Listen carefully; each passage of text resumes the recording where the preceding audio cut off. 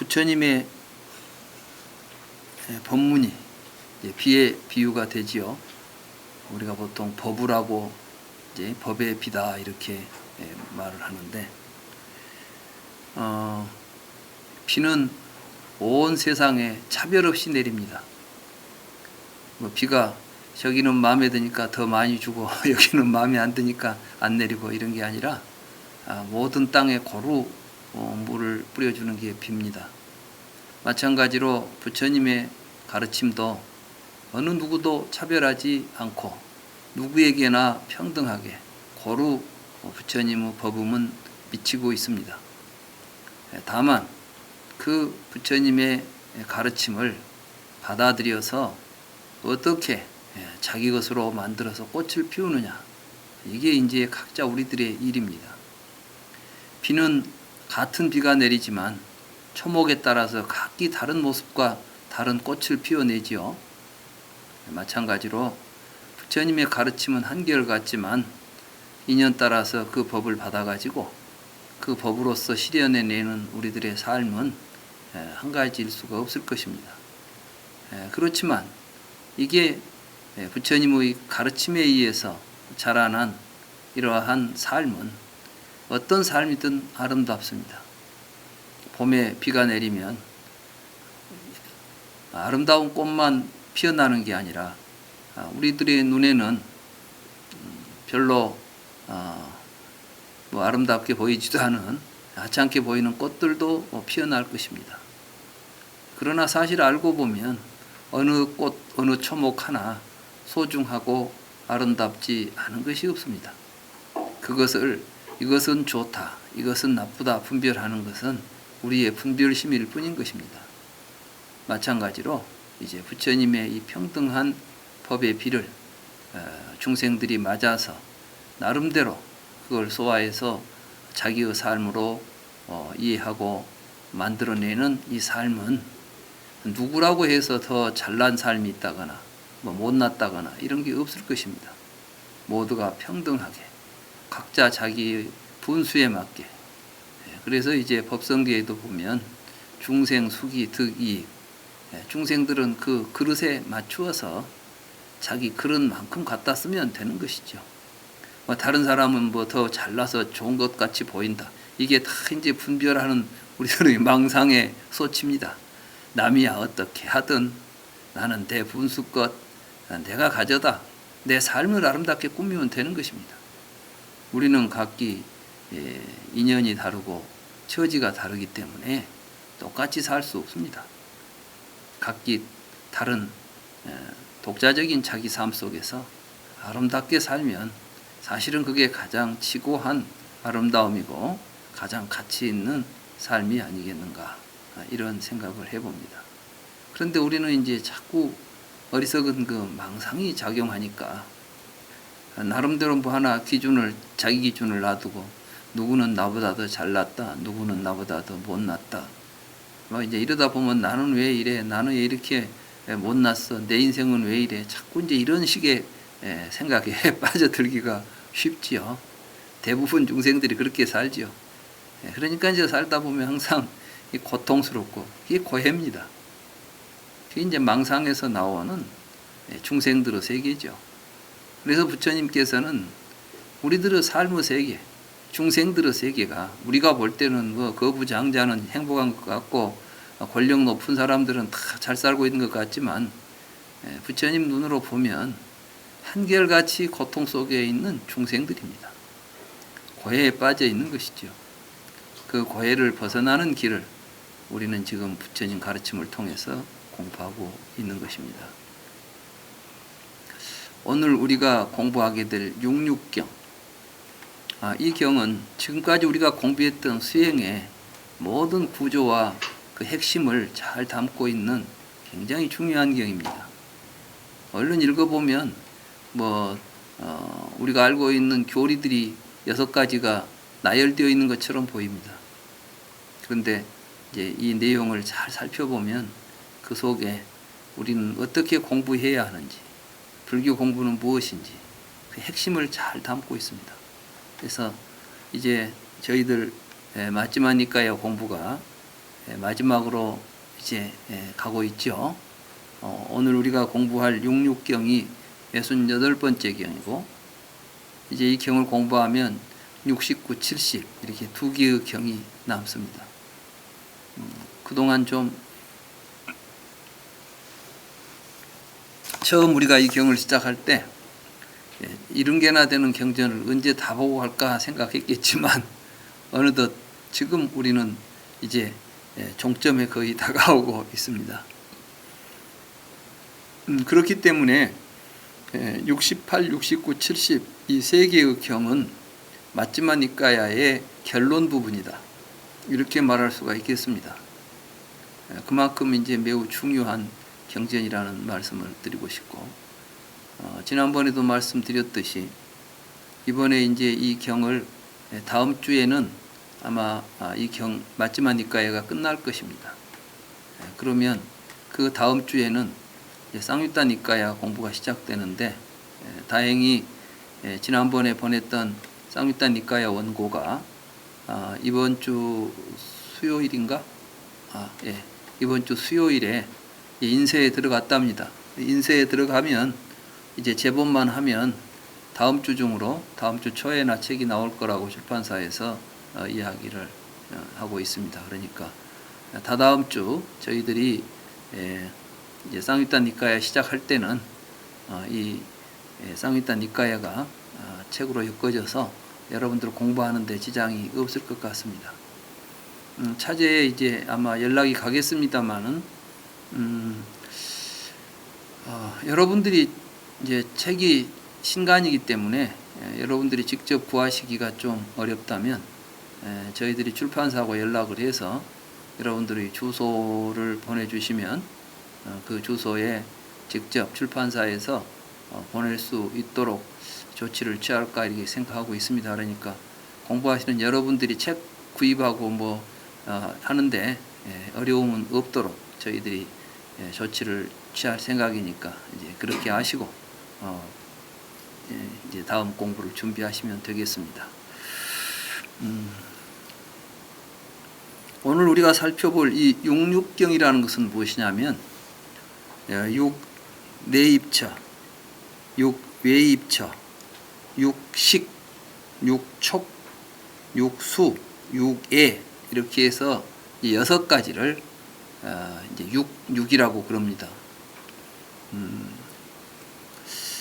뭐 경 이름은 차차카 차차카 소따라고 되어 있습니다. 그러니까 66경 6과 66이라는 경인데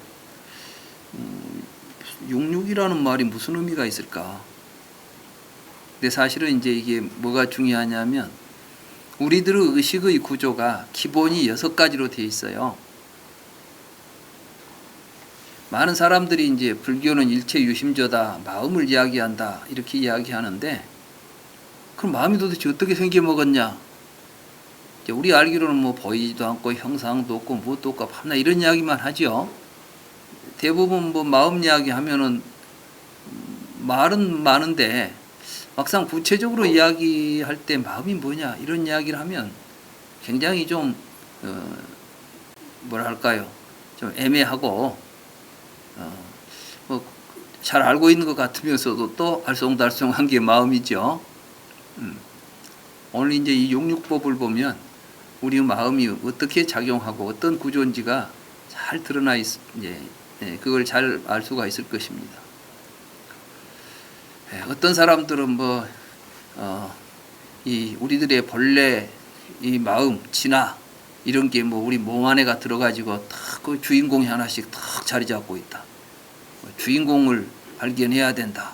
이런 이야기를 했다면 주인공이 또 어디가 있는 거? 이런 특히 우리 불교 공부하는데 애매한 이야기들이 너무 많아요. 그런 이야기 해놓으면 이제 또 전부 지 나름대로 또 뭐 하나를 붙잡고 앉아서 이게 주인공이다. 이런 이제 생각에 빠지기도 하고. 그래서 이제 경을 부처님의 말씀에 의지해서 공부할 필요가 있습니다.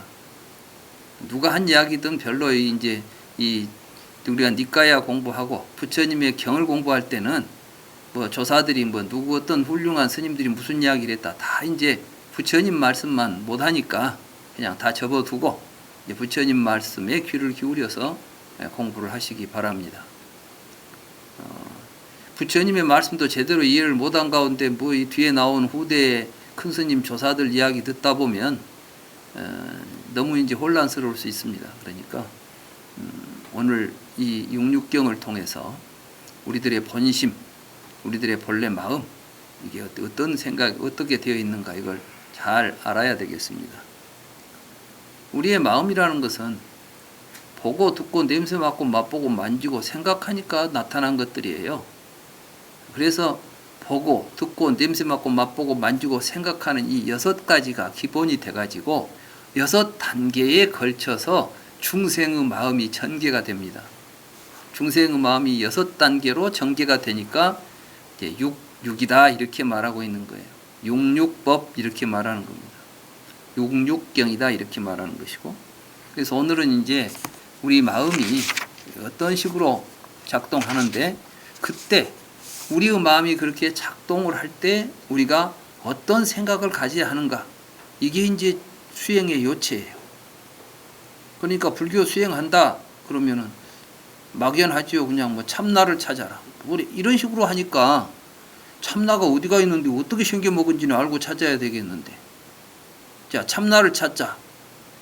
여러분들이 참나를 찾으려면 참나를 알아야 찾겠습니까? 몰라가지고도 참나를 찾을 수 있겠습니까? 근데 우리는 전혀 모르는 참나를 찾으러 다녀요. 여러분들이 영철이를 찾으려면 영철이 얼굴을 알아야 되기 찾겠어요? 영철이 얼굴도 모르고 어디 가서 영철이 찾으러 다닐 수 있겠어요?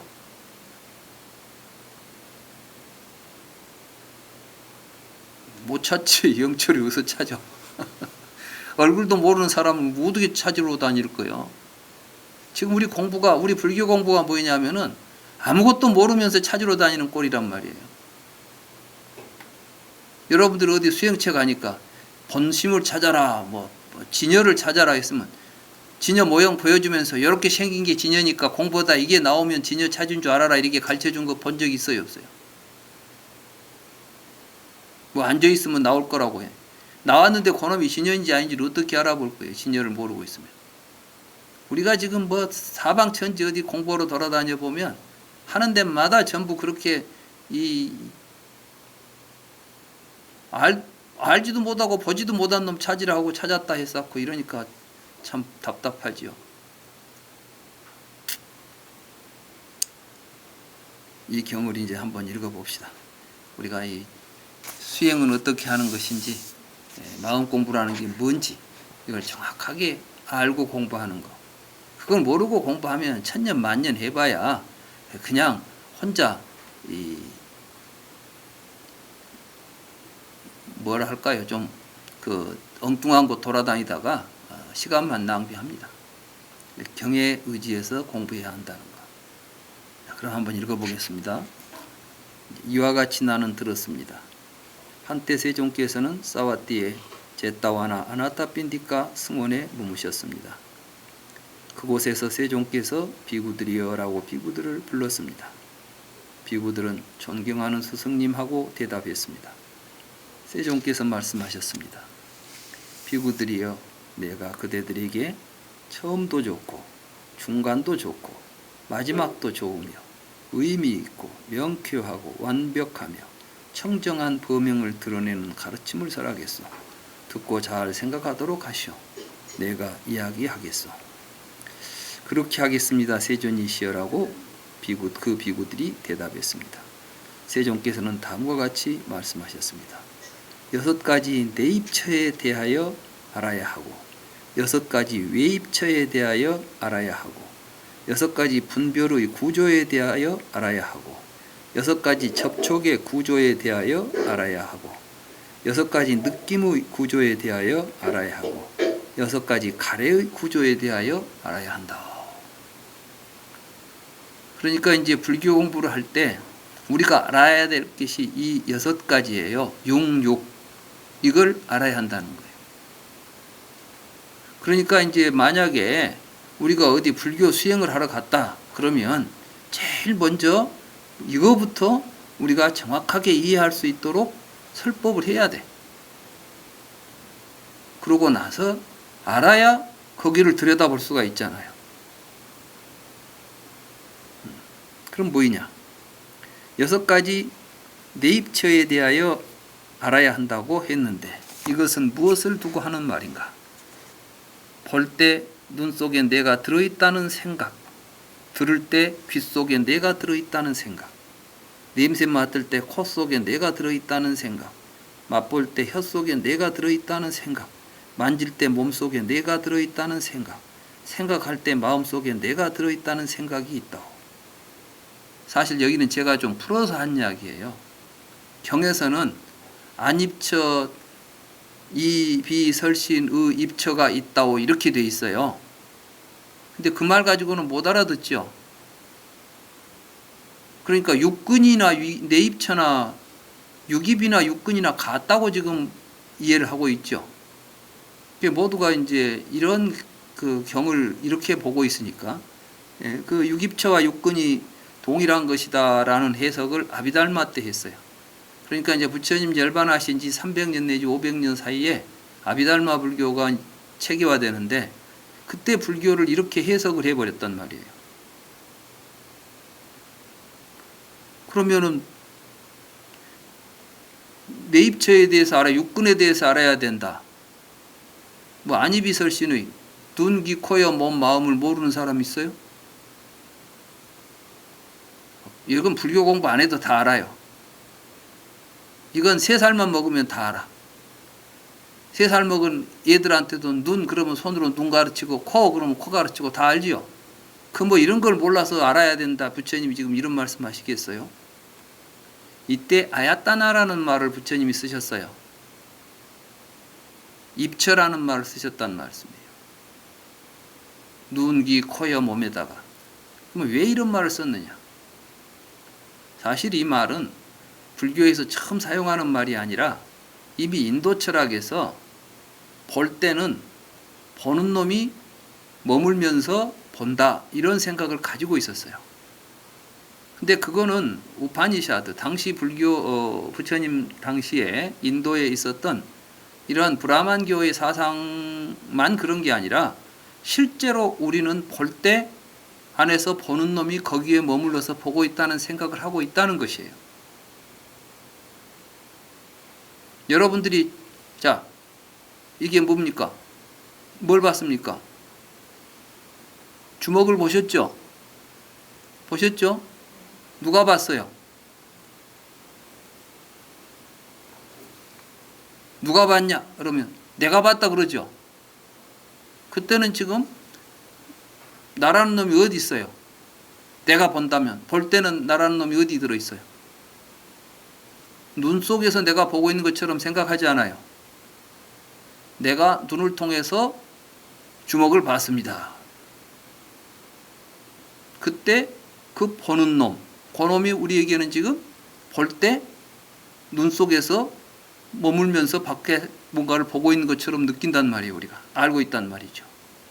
냄새 맡을 때는 코 속에서 지금 보는 놈이 냄새 맡는 놈이 코를 통해서 냄새를 맡고 있고 소리를 들을 때는 귀를 통해서 안에서 지금 어떤 놈이 있을 것이다 이런 생각을 하지 않아요. 그래서 이제 아야따나를 입처라고 번역하는데 본래 이게 산스크리트 다시 말해서 인도 말로는 아야따나가 들어가서 머무는 장소예요.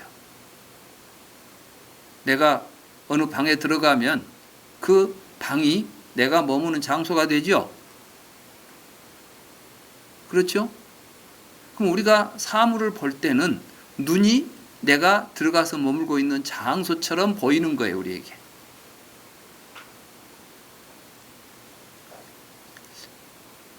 이건 이론이 아니라 실제로 우리들이 그렇게 하고 있다는 걸 자각해야 된다는 거예요. 여러분들 그걸 모르시겠습니까? 지금 제가 한 말의 내용 무슨 말을 하는지 못 알아듣겠습니까? 내가 지금 무슨 말을 하는지 못 알아듣겠는 분 한번 손 들어보세요. 다 알아듣겠죠? 그 말은 뭐예요? 나는 항상 지금까지 어떻게 살아왔어요? 뭘 볼 때 보는 놈이 안에서 있으면서 보고 있다 이런 생각을 하고 살아왔다는 거죠.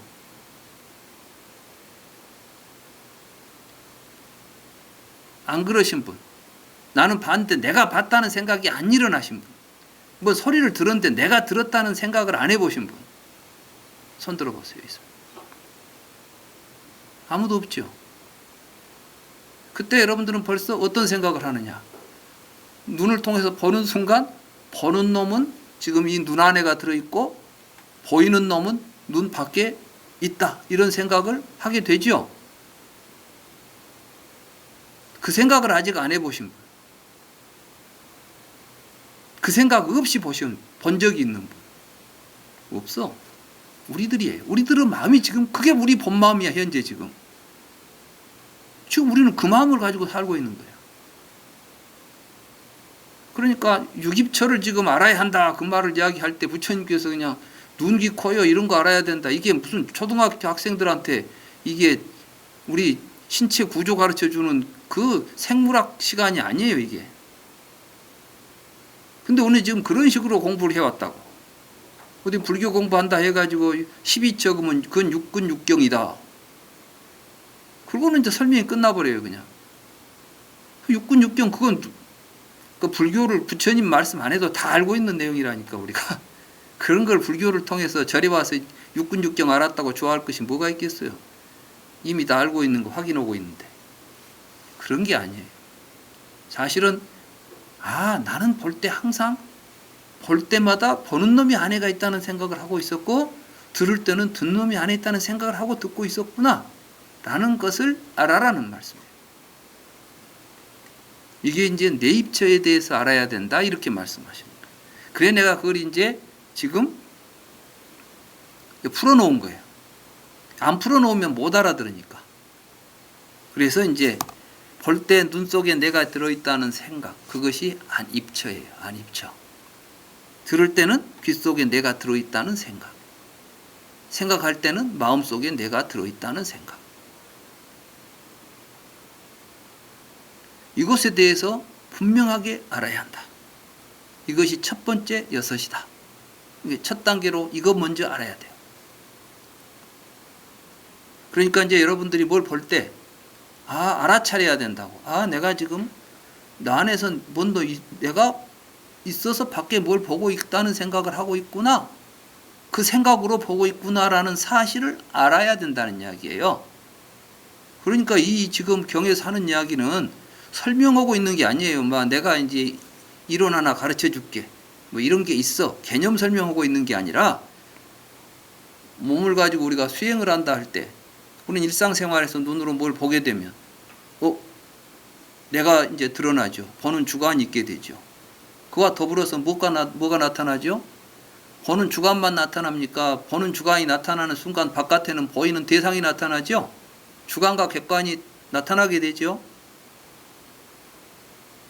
이 구조를 정확하게 알아차리라는 거예요.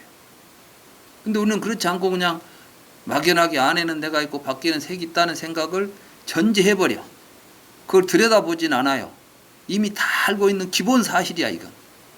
이건 움직일 수 없는 기본이야 그냥.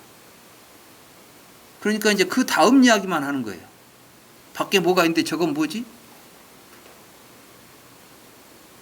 보고 있는 놈은 어디가 있지 지금? 보는 놈은 누구지? 이런 이야기를 하는 거지. 그러니까 보이는 놈과 보이는 놈이 따로 있다고 생각하니까 이놈을 누가 만들었지? 하나님이 만들었다는 이야기도 있고 원자가 만들었다는 이야기도 있고 별의별 이론들이 다 나오지. 이걸 이제 정확하게 알아야 돼요. 알아차려야 돼. 그래서 이제 우리는 지금 볼 때 내가 있다는 생각을 가지고 보고 있구나. 들을 때 귀로 내가 뭘 듣고 있다는 생각을 하고 듣고 있구나. 이 사실을 알아야 된다. 내 입처를 알아야 된다. 이 말씀이에요. 근데 간단하게 해놓으니까 개념 설명만 되는데, 그래서 이제 수행을 하면 이런 사실들에 대한 내가 뭘 볼 때마다 그 생각을 보고 있는데 이때 그걸 봐야만 이게 제대로 된 생각인지 아니면 잘못된 생각인지를 이제 판단해내야 돼. 이게 잘못된 판단이다, 잘못된 생각이었다라는 것을 판단해내는 게 이게 이제 파냐예요. 정말 내가 안에 있어갖고 보고 있는지, 있지도 않은데 그런 생각을 일으키고 있는지, 이걸 이제 우리가 수행을 통해서 분명하게 구별해내고 판단해내 가지고 잘못된 생각을 끊어내고 바른 생각을 키워가는 거, 이게 수행이에요. 근데 이런 걸 안 하고 뭐 수행한다고 있으면은 천년 만년 한 분에 뭐 하라겠어요? 누가 보고 당신은 수행을 날마다 합니까 안 합니까? 날마다 무엇을 하는 것이 수행인데, 이걸 하고 있으면 날마다 하는 거지. 날마다 이걸 알아차리고 있으면 그건 날마다 수행하는 거야. 근데 어디 가서 절에 가서 몇 년이나 앉아 있었습니까? 뭐 이런 것이나 묻고 있으면, 수행을 지금 뭐 절에 오래 못 앉아서 사람들이 지금 이 불교를 바로 모릅니까 지금? 올해도 보니까 뭐 절에 날마다 이 철마다 뭐 결제해가지고 10년, 20년 절에 돌아다니면서 그 선방에 돌아다니면서 수행하시는 분이 오랫동안 수행을 안 해서 부처님법을 못 깨닫고 있습니까? 바른 길을 모르고 있고 부처님의 말씀을 바로 이해를 못하기 때문에 우리가 지금 깨닫지 못하고 있는 것이죠. 그래서 이제 이 경의 말씀을 바르게 이해하고 공부하면 누구나 다 지금 방금 내가 제 이야기를 들어보니까 여러분들이 뭘 모르겠어요 지금? 그 사실 알았죠? 굉장히 중요한 걸 안 거예요 지금. 근데 우리는 그런 사실을 그렇게 살면서도 그렇게 살고 있다는 사실도 망각하고 산다니까. 그걸 들여다보지도 않고 살아요. 당연히 생각하고 살고 있고.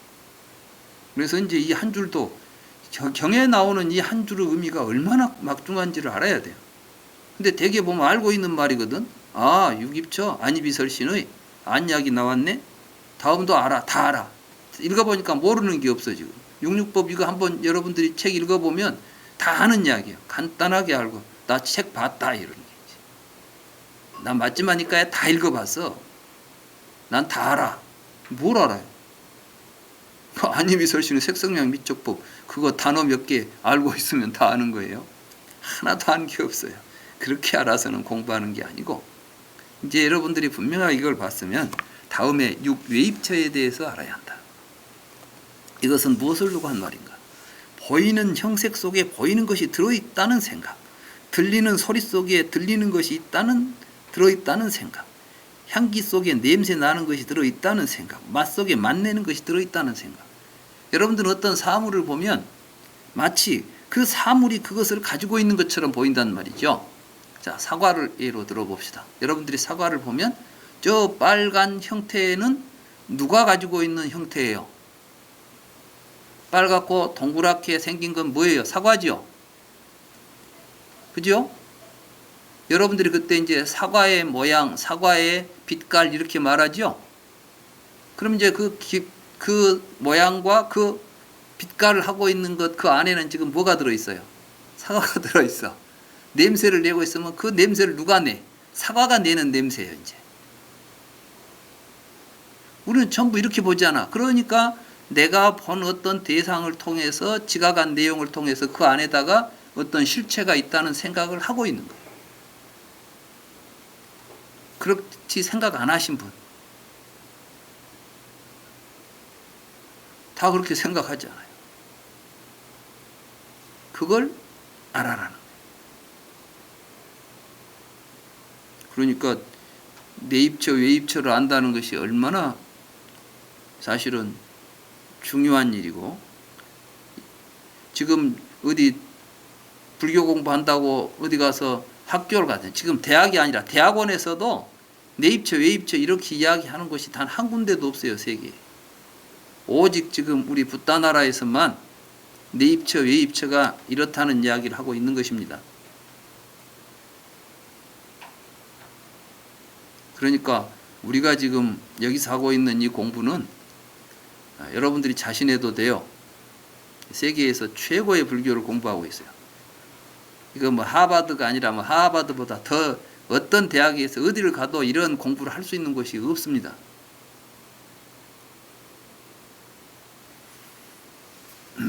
오직 우리 붓다 나라 이 불교학 공부하는 이 깊은 공부마다 여기서만 지금 공부 도량에서만 하고 있는 공부라는 거. 그러니까 지금 여기서 같이 공부하시는 여러분들은 이제 그런 점에 대해서 이런 자긍심을 가져도 충분히 가져도 좋습니다.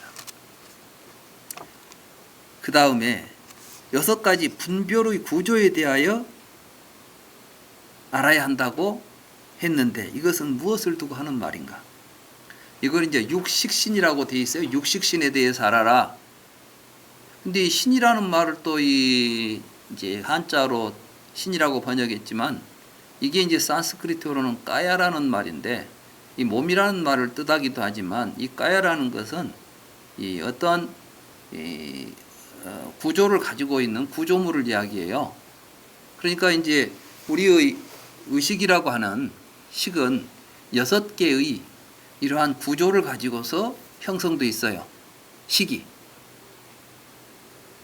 말하자면 우리들은 분별하는 마음이에요. 마음. 마음의 구조인 거죠. 마음의 구조. 뭔가를 이렇게 이제 인식하고 의식하는 마음의 구조. 지금까지 심리학에서도 마음을 이야기하면서 마음이 어떻게 생겼는지는 아무도 모르고 있어요, 지금. 그러니까 심리학이라는 학문이 형성된 지가 굉장히 이제 100년 정도 되겠죠. 서양에서 심리학이라는 이제 학문이 분과돼 가지고 연구되기 시작한 지가 아마 100년 가까이 될 겁니다. 그런데 그 심리를 이야기하면서도 마음에 대해서 전부 가설을 내세워요. 가설. 마음은 이렇다라는 것을 하나 이제 가정해요. 그래 놓고 그걸 가지고 이제 이론을 만들어 가지고 여러 가지 현상을 설명해 보려고 해. 근데 잘 안 돼. 그러면 또 가정이 바뀌어요. 지금까지 그래서 이제 심리학이 옛날 심리학, 지금 심리학이 내용이 완전히 다릅니다. 정신분석도 그래요. 정신분석. 정신이라는 게 그 어떤 의학이지만 과학이지만 거기에 정신이라는 것이 현미경으로 보이거나 망원경으로 보이는 것도 아닌데 그 대상으로 하고 있어요. 그럼 뭘 대상으로 하느냐? 우리들이 지금 보고 느끼고 생활하는 가운데 나타나는 여러 가지 현상을 의식현상이라고 보고 그것이 도대체 어떻게 해서 일어날까? 그걸 이제 하나 또 가설을 세워가지고 이론을 만들어가지고 이리저리 짜맞춰 보는 거지. 맞는 것도 있고 안 맞는 것도 있고 그러면 또 이제 더 잘 맞는 걸로 하나 이론을 만들어 보고 그래서 학문의 발전이라 이렇게 말을 해요.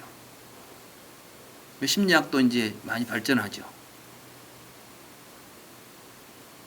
근데 부처님은 그 마음이라는 것을 그렇게 이 뜬구름 잡듯이 그냥 가상적 실체로 해놓고 공부하면 안 된다는 거예요.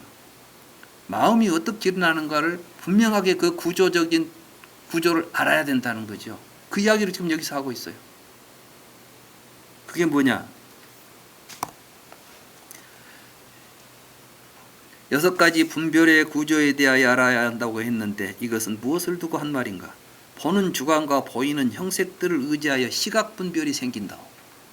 그러니까 이제 우리 이 경에는 안과 색을 연하여 안식이 생긴다 이렇게 돼 있어요. 많이 들어보셨죠? 안과 색을 연하여 안식이 발생한다.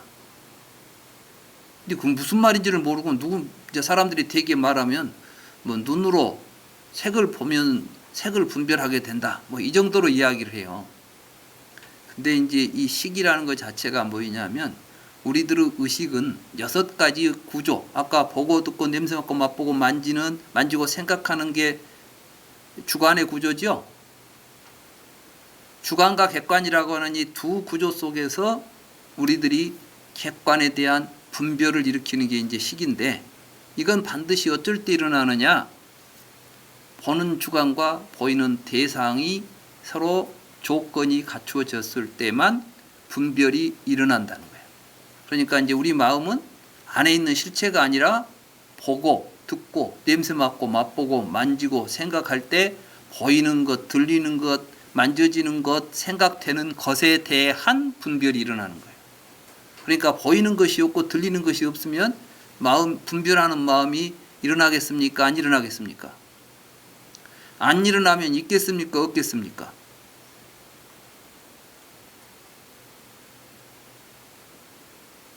여러분들이 성냥을 그을 때 성냥을 마찰시켜야만 불이 일어나죠. 성냥이 있다고 해서 불이 일어납니까?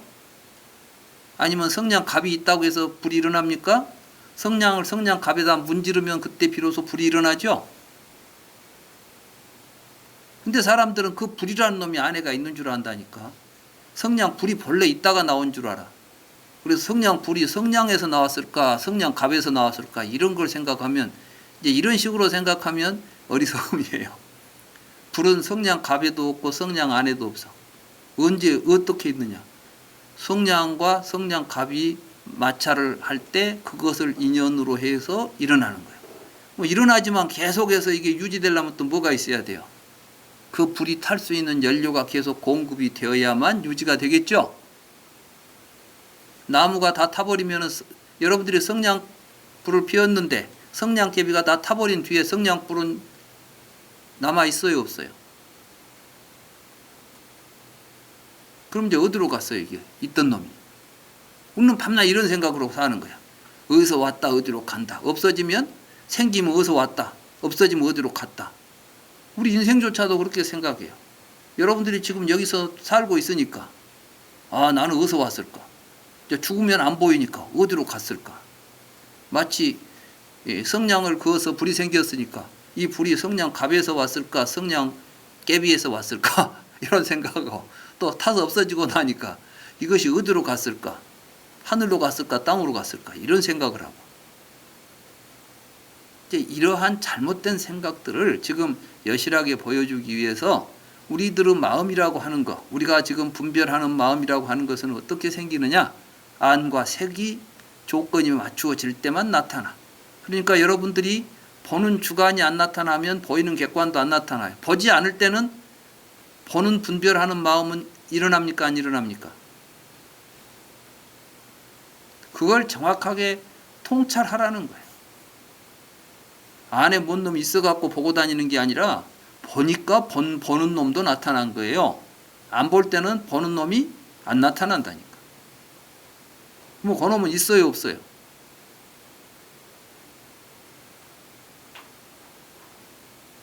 그러면 없다 해도 틀리고 있다 해도 틀린 거예요. 왜? 없다면 안 나타나야 되는데 나타났고, 있다면 안 사라지지 않아야 되는데 사라졌잖아. 그걸 보고 연기라고 그래요. 그러니까 이제 연기의 실상을 아는 사람은 무엇이 있냐 없냐 이렇게 묻는 물음 자체를 전부 다 사견, 헛소리라고 보는 거예요. 그래서 이제 중도라고 그래요. 중도. 이걸 이제 정확하게 보는 자리를 중도라고 그래요. 근데 중도에 대해서 우리 주변에 보니까 뭐 중도가 중요하다는 말을 모두 하는데, 그 중도의 실상, 중도의 참 모습에 대한 이야기를 하시는 분들은 내가 보니까 별로 없어요. 별로 없는 게 아니라 내가 보니까 거의 지금 자기 나름대로 다 중도 이야기를 하더라고요. 뭐 중간 이것도 아니고 저것도 아닌 어정쩡한 걸 이제 모두 중도라고 이야기를 해요. 뭐 중간쯤 생각하는 모양이야. 불교는 연기법이 중도예요. 그러니까 중도에서 바라보면 우리들의 식이 이렇게 나타난다는 사실을 알게 되는 거예요.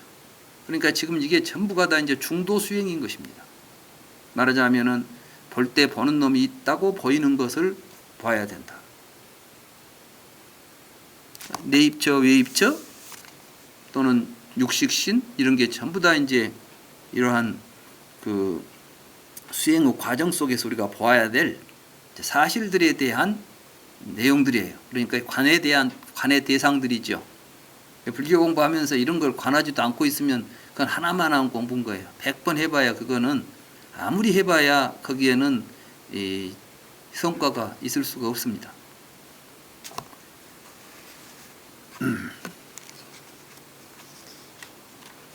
자, 반드시 보고 보이는 놈이 전제되어야만 내가 무엇을 봤다는 이야기를 하겠죠. 이게 뭐죠? 죽비지 않아요. 예? 여러분들이 여기 죽비라고 봤어요.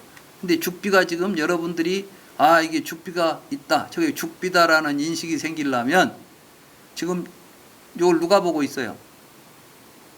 내가 보지 않아요. 눈으로 보니까 이런 형태고, 귀로 들으니까 이 소리가 나고, 만지니까 이렇게 만져지는 거, 이것이 죽비예요. 이걸 죽비라고 알아보는 마음은 죽비가 있을 때 죽비를 통해서 나타나는 것이지 그냥 없는데도 알아보는 마음이 어디가 있진 않아요.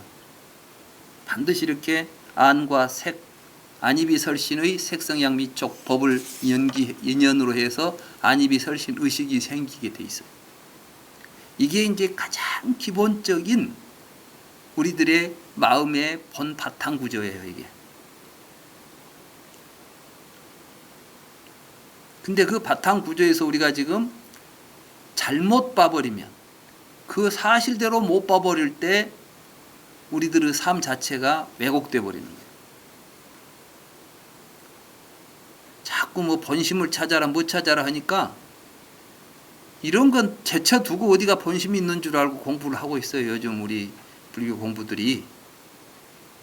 나는 그렇게 해서 찾아낸 본심을 본 적이 없어요. 이야기한 사람들은 전부 혼자 상상하고 있어요.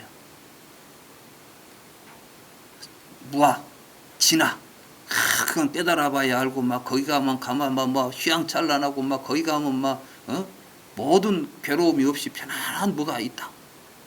근데 그런 말 한 사람도 보면 막 어떨 때는 괴로워하고 혼자 기분이 좋아가지고 할 때 내가 이게 진연한가 보다 하고 이제 착각하고 있는 것이지. 그런 이야기들을 하는 게 아니에요. 지금 대승불교에서도 진하다 하는 말들은 전부 이런 데 근거를 두고 있습니다. 그러니까 이제 대승경전도 바르게 이해할 필요가 있는 것이고, 우리는 지금 이런 여러 가지들이 혼란에 빠져 있어가지고 제대로 된 부처님의 근본 경전마저도 해석이 제대로 안 된 상태에서 대승불교까지 막 하다 보니까 요즘 우리 주변에는 너무 이제 혼란해요. 그걸 분명하게 하시고, 오늘 우리는 정말 중요한 이제 지금까지 공부했던 걸 잘 정리된 게 66경입니다. 그 다음에 이제 6가지 접촉에 대해서 알아야 한다. 여기가 또 이 부분이 굉장히 중요합니다.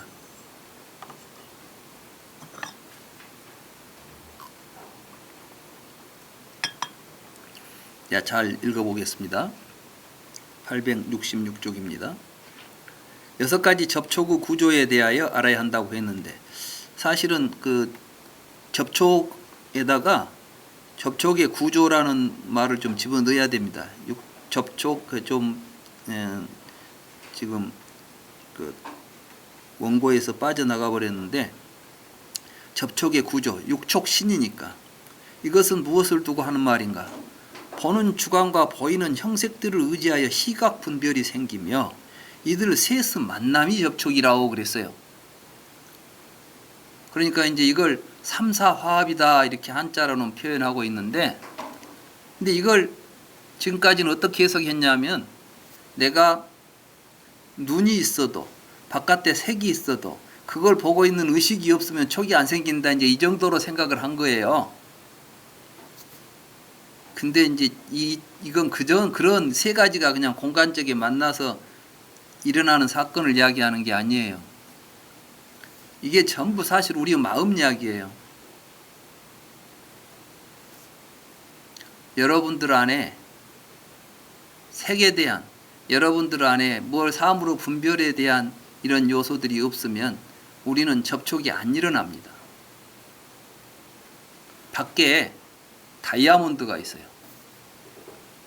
다이아몬드를 알아보지 못하는 사람, 이 사람은 다이아몬드가 앞에 이 산더미처럼 있어도 다이아몬드인 줄 몰라요. 이 사람 그냥 번쩍번쩍한 돌덩어리지. 이게 촉이에요. 내가 어떤 지각 활동을 통해서 의식이 형성돼 있고, 그 형성된 의식의 구조 속에서 우리는 접촉이 일어나고 있다, 이 이야기를 하고 있는 거예요. 근데 이런 걸 갖다가 아비달마에서는 뭐라 했냐면은, 바깥에 뭐가 있고 내가 눈으로 보면 촉이다, 아주 객관적인 사실로서 이야기를 해버리니까 다 알죠. 쉽죠. 그렇게처럼 보이죠. 아주 쉽게 설명을 했어요. 그렇게 쉽게 설명할 것 같으면 지금 여기서 알아야 될 것이 무엇이다. 그걸 모르는 사람이 어디가 있어. 3살 먹은 애들도 내가 보면 뭐가 보인다는 것이 촉인 줄 알지. 접촉했다고 말하지.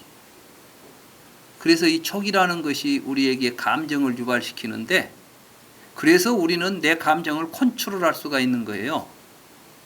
수행을 통해서 내가 이런 내 감정을 조절할 수 있고 내가 만들어낼 수 있고, 이게 이제 수행의 힘입니다. 불교 공부를 하신 분들은 자기 감정을 자기가 다스릴 수 있어야 돼요. 어떻게 하면 다스릴 수 있느냐?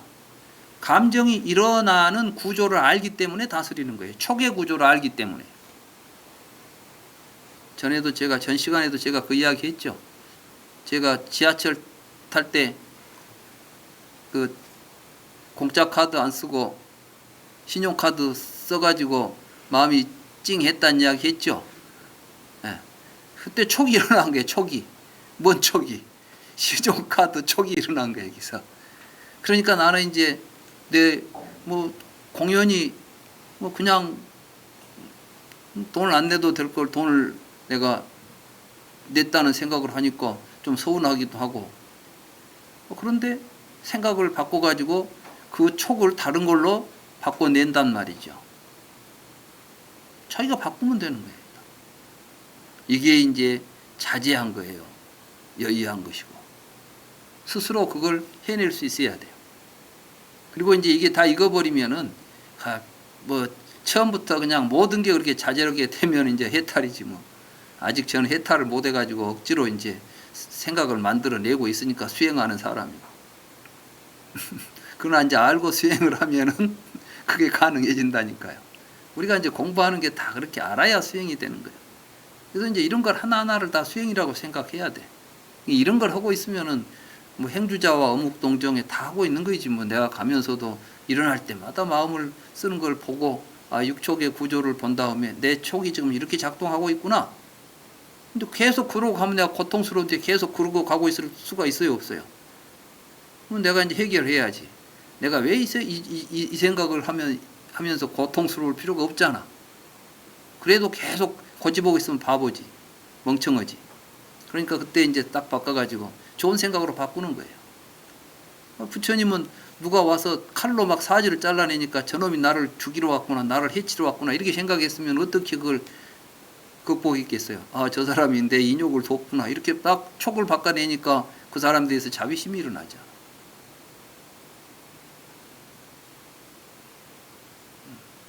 이런 걸 수행이라고 그래요. 그것도 못하면서 어디 앉아가지고 윗바사나 하니 뭐든 해가지고 막 며칠씩 앉아있다 오면 뭐가 된 것 같지만 사흘도 못 가서 옛날 마음 그대로 쓰게 돼 있어요. 가 있으면 뭐가 다 된 것처럼 막 큰 뭐가 얻은 것 같은데 그 사흘이 못 가.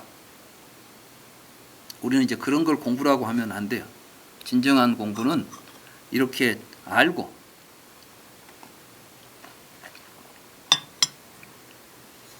자, 6가지 느낌의 구조에 대하여 알아야 한다고 했는데, 이것은 무엇을 두고 하는 말인가? 보는 주관과 보이는 형색들을 의지하여 시각 분별이 생긴다오. 이들 셋은 만남이 접촉이며 접촉을 의지하여 느낌이 있다오. 접촉을 의지하여 이제 느낌이 있게 되는 거야. 여러분들이 이게 촉이 발생하면 반드시 뭘로 여러분들이 이제 오게 돼요? 즐겁다, 괴롭다 이렇게 온다니까. 맞죠? 여러분들이 그걸 느껴야 돼. 어떤 느낌이 왔을 때 가운데 뭘 접촉하니까 이 느낌이 왔는가를. 처음에 내가 지하철 개찰구에서 들어가다가 카드 올려가지고 촉이 생겼는데 그 촉을 계속 붙잡고 있었으면 아마 그날 하루 종일 속이 아팠을 거야. 1250원하고 우리는 그 하찮은 것에도 우리는 하루 종일 붙잡혀 있을 수가 있어요. 안 그래요? 난 그러던데. 다 사람은 다 똑같은 마음인 거야. 근데 그때 거기서 빠져나오는 방법이 있다 이거지. 어떻게? 촉의 구조를 알아가지고 내가 왜 이놈을 붙잡고 여기서 이 촉을 일으켜야 되는가? 여기다가 다른 촉을 일으키면 되잖아요. 내 안에는 많은 식이 있으니까. 그래서 이제 이게 바로 6가지 느낌의 구조. 우리는 반드시 촉을 통해서만 느낌이 나옵니다. 여러분들이 무엇이 느껴졌다. 이것은 반드시 여러분들 안에서 지금 이제 분별이 발생했고 그 분별에 의해서 촉이 일어났기 때문에 나타난 현상이에요. 자, 그 다음에 6가지 가래의 구조에 대하여 알아야 한다고 했는데 이것은 무엇을 두고 하는 말인가? 보는 주관과 보이는 형색들을 의지하여 시각 분별이 생긴다. 이들 셋의 만남이 접촉이며 접촉을 의지하여 느낌이 있고 느낌에 의지하여 가래가 있다. 그러니까 여러분들이 뭔가 이제 갈망하고 좋아하는 것은 반드시 그 앞에 뭐가 있었냐면 어떤 느낌을 느낀 적이 있어요. 여러분들이 기쁘게 느낀 것이 있으면 그때 여러분들은 좋아하는 마음이 생기죠? 애착이 생기지 않아요? 그 어떤 사물이 나를 고통을 주고 있는데도 여러분들이 그것에 대해서, 그걸 보고 내가 괴로움을 느끼는데 그것에 대해서 애착을 갖습니까? 내가 어떤 애착을 일으키려면 반드시 그것이 나에게 어떤 느낌을 주었기 때문이에요. 어떤 느낌? 좋은 느낌, 기쁨을 주었기 때문이죠. 반대로 그것에 대해서 굉장한 거부감을 가질 수가 있죠. 항상 애착만 이야기하는 게 아니에요. 가래라는 것은 좋아하는 것만큼이나 그걸 거부하고 밀어내는 감정도 있어요. 애착과 항상 상대적인 것들이 있죠. 기쁨이 있으면 고통이 있죠. 여러분들이 고통의 느낌을 받은 것에 대해서는 여러분들이 그것을 갈망합니까? 아니면은 그것이 내 옆에 못 하도록 여러분들은 방어합니까? 이게 이제 항상 같이 나가는 거예요.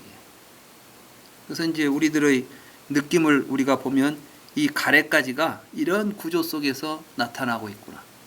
그리고 이제 그러한 구조 속에서 자아가 형성되고 있어요. 이 과정이 나라고 하는 의식이 만들어지는 과정이기도 한 거예요.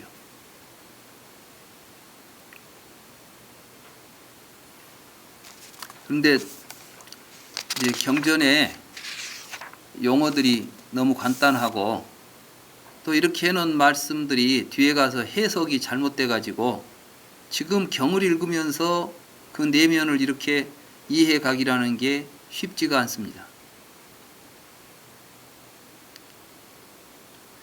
번역이 지금 이렇게 된 책은 이 책밖에 없어요. 여러분들이 이제 영역이 됐든 뭐가 됐든 이 니까야 번역을 이렇게 하고 있는 번역은 제 번역본밖에 없습니다. 이건 이제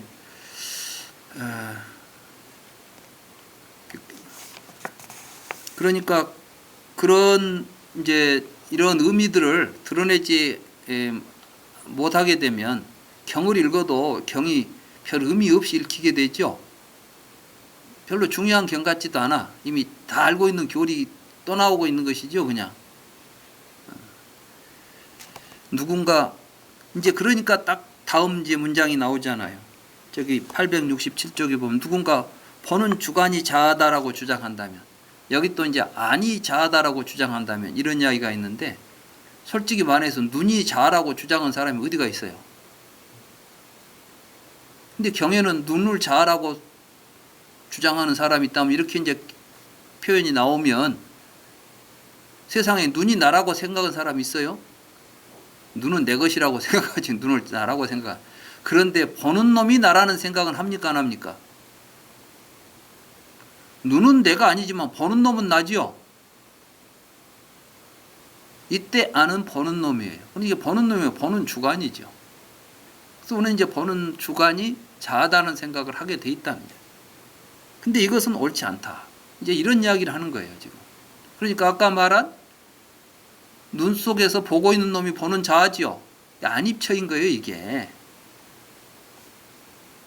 그래서 누군가 보는 주관이 있다라고, 보는 주관이 자아다라고 주장한다면 그것은 옳지 않다고. 보는 주관이 발생하고 소멸한다는 것은 잘 알려진 사실이라. 우리가 이제 보는 놈이라는 것이, 보는 놈이 계속 있습니까? 볼 때만 있고 안 볼 때는 없습니까? 너무나 잘 알려진 사실이라. 누구나 다 알 수 있는 사실이에요. 보는 놈이 발생하고 소멸한다는 것은 사실이다. 그것은 발생하고 소멸한다는 것이 잘 알려진 사실이라면 나의 자아는 발생하고 소멸한다라는 결론이 된다. 그러니까 이제 우리가 나는 자아라고 부르는 나는 살아 생전에 태어나서 죽을 때까지 계속 상주하고 있어야 되죠. 근데 볼 때만 자아가 있다가 안 볼 때는 자아가 없다고 그러면 나 자아라고 할 수 있어요, 없어요? 근데 우리는 그 자아라고 할 수 없는 놈을 자아라고 보고 있는 거예요. 그래서 이제 그러므로 보는 주관이 자아다라고 주장한다면 그것은 옳지 않다.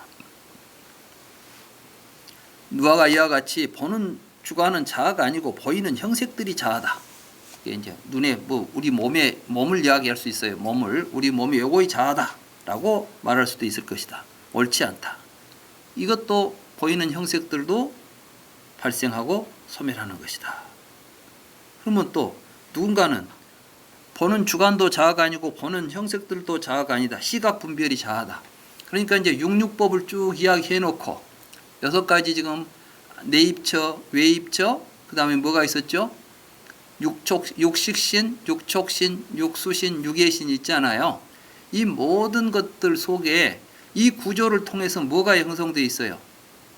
자아가 형성되어 있어요. 자아라는 생각이.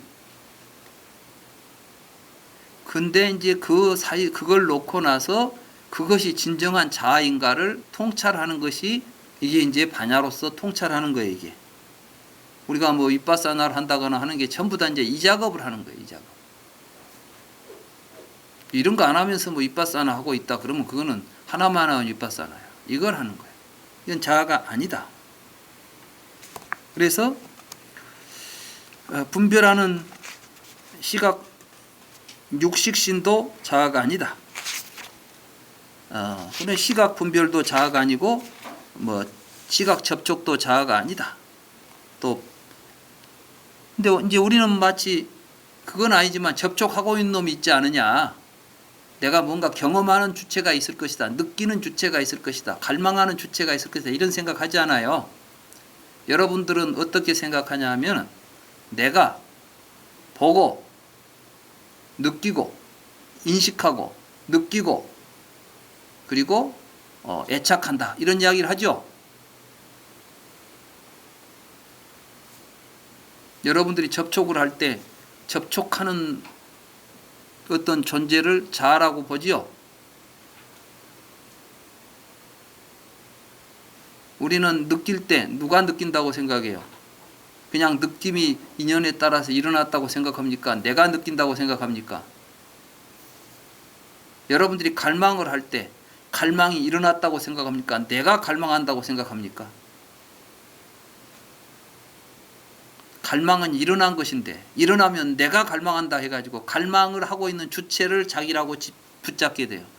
그러니까 이제 그것이 안 되면은 내 뜻대로 안 된다고 생각해서 고통에 빠지는 거예요. 이게 아상이에요. 아상. 무아라는 것은 그때 그것을 알아차리는 이것이 일어난 생각일 뿐이야. 이 생각은 무상하게 일어나고 있어. 어떻게 해서? 잘못된 구조에 의해서. 다시 말해서 촉수가 잘못돼서 나타난 현상이죠. 안과 색을 연하여 안식이 발생하고 이 세 가지가 만났을 때를 촉이라 하고 이 촉을 통해서 수가 발생하고 수를 통해서 예가 발생한다. 이걸 본 사람은 갈망이 일어났을 때 내가 원하는 거야 이렇게 생각합니까? 지금 우리 의식의 어떤 구조 속에서 갈망이 발생했구나. 이거 갈망은 지금 내가 갈망의 주체가 되어 있을 때는 그 갈망을 내가 성취해야만 행복감을 느끼죠. 만족감을 느끼죠. 갈망이 취해지지 않으면 그때 어떤 걸 느껴요? 심한 좌절감도 느끼고 괴로움이 생기죠. 그런데 갈망이라는 것은 내가 아니야. 내 것도 아니야. 다만 어떤 구조 속에서 나타나는데 그 구조도 잘못된 무지한 우리들의 생각 속에서 일어나는 허황한 생각일 뿐이야. 그렇다면 우리는 그것을 아, 이렇게 이게 또 일어났다는 것은 뭐야? 내 의식, 지금 내가 하고 있는 내 의식 구조가 잘못되어 있다는 것을 우리가 반성하게 되잖아요. 알아차리는 순간 버리게 되고, 버리게 되면 사라지게 되고, 갈망이 사라진 다음에는 더 이상 나를 괴롭히지 않아요. 근데 우리는 갈망을 성취해가지고, 갈망의 대상을 취해가지고서 문제를 해결하려고 한다는 거예요. 그러면 해결이 제대로 되겠어요, 안 되겠어요? 절대 안 돼. 왜 안 되냐? 일어날 때마다 다 만족시켜줄 만한 대상은 없어, 세상에. 안 돼, 그렇게는. 뭐가 좀 되다가도 안 되고 하죠. 그러니까 이제 갈증만 나지. 될 때도 있고 안 될 때도 있으니까 더 애가 타는 거야. 더 막 이제 계속 갖고 싶은 거지. 계속 갖게 해주려면 뭐가 필요할 것 같아? 돈과 권력이 필요할 것 같아. 그러니까 이제 막 돈과 권력이 있어야 된다고 생각하고 거기에다 막 집착을 해. 그게 또 이제 갈망의 대상이 되죠. 끝이 있어요, 없어요? 끝없이 이제 갈망하다가 고통 속에서 살아가는 거예요. 그러면서 이제 마치 그 인생은 그런 거야. 이렇게 생각하죠. 심지어는 뭐 젊은이야 야망을 가져라. 우리 이런 걸 이제 우리 그 어렸을 때 책상 위에다 써놓은 거 있잖아요. 야망을 가져라. 그래놓고 이제 읽혀주는 게 막 알렉산더, 뭐 나폴레옹, 징기스칸 이런 책을 읽어주는 거야. 그런 걸 보고 인생의 야망을 키워왔으니 이놈의 세상이 좋은 세상이 되겠어요, 젊은이들이. 지금 우리가 영웅이라고 떠받드는 사람들이 사실은 영웅들이 아니라 미치광이들이죠. 전쟁광들이잖아요. 징기스칸이 얼마나 많은 사람을 죽이면서 그 대제국을 만듭니까? 우리도 고려 때 얼마나 많은 사람들이 그 원나라 때문에 희생을 당했습니까?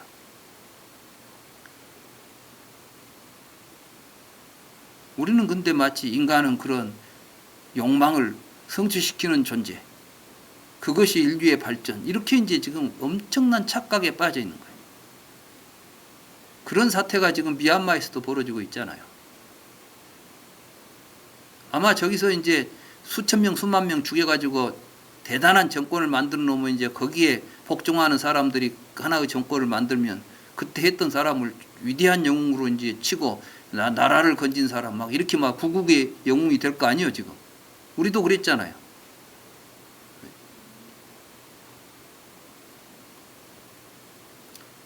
어떤 의미에서건 사람의 인명을 해치고 생명을 경시하고 권력을 지향한다면 그것은 정당한 어떤 평가를 받아서는 안 됩니다. 어제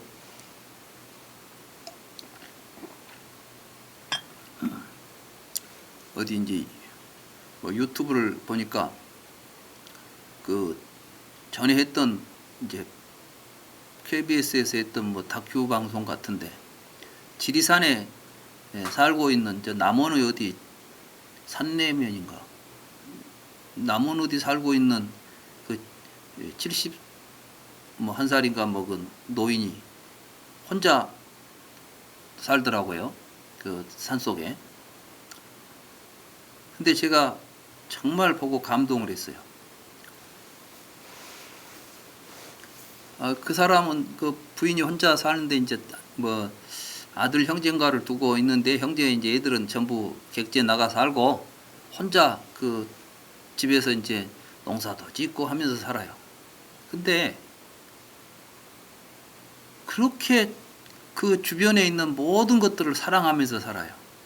겨울에 새들이 먹을 것이 없다 그래가지고 쌀 같은 거 갖고 와서 이제 모이주고 살고 있고 하다못해 뭐 버러지 하나도 지나가니까 그 뭡니까 그 사마귀 그 벌레 있잖아요. 그게 이제 마당에 있다가 닭이 쫓아오니까 이제 도망가가지고 그 옆으로 오니까는 자기 몸으로 이렇게 올려가지고 데리고 놀다가 저쪽으로 살려주더라고. 그 뭐 하나도 소중하게 생각하고 하여간 생명이든 식물이든 동물이든 간에 모든 생명들을 그렇게 사랑하면서 지리산에 있는 모든 것들을 다 식구처럼 보살피고 살더라고요. 한 번은 고라니가 어디 있어가지고 새끼가 이제 힘을 못 쓰고 막 쓰러져 있는 걸 데려다가 하루 저녁 내내 조물라주고 해갖고 뭐 먹여서 힘을 돋게 한 다음에는 다음날 가서 잘 살아라 그러고 풀어주고 오고 그러더라고.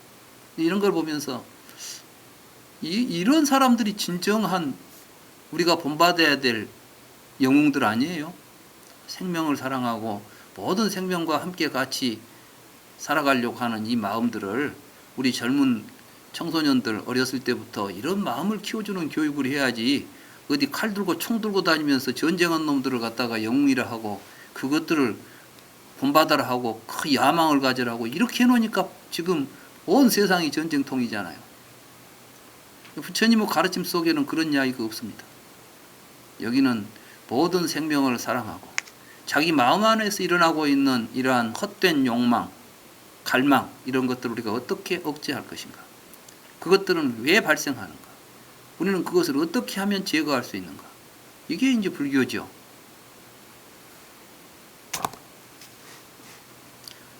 그때 거기에서 가장 중요한 게 뭐냐면 항상 자아라는 망상이 발생한다는 거예요.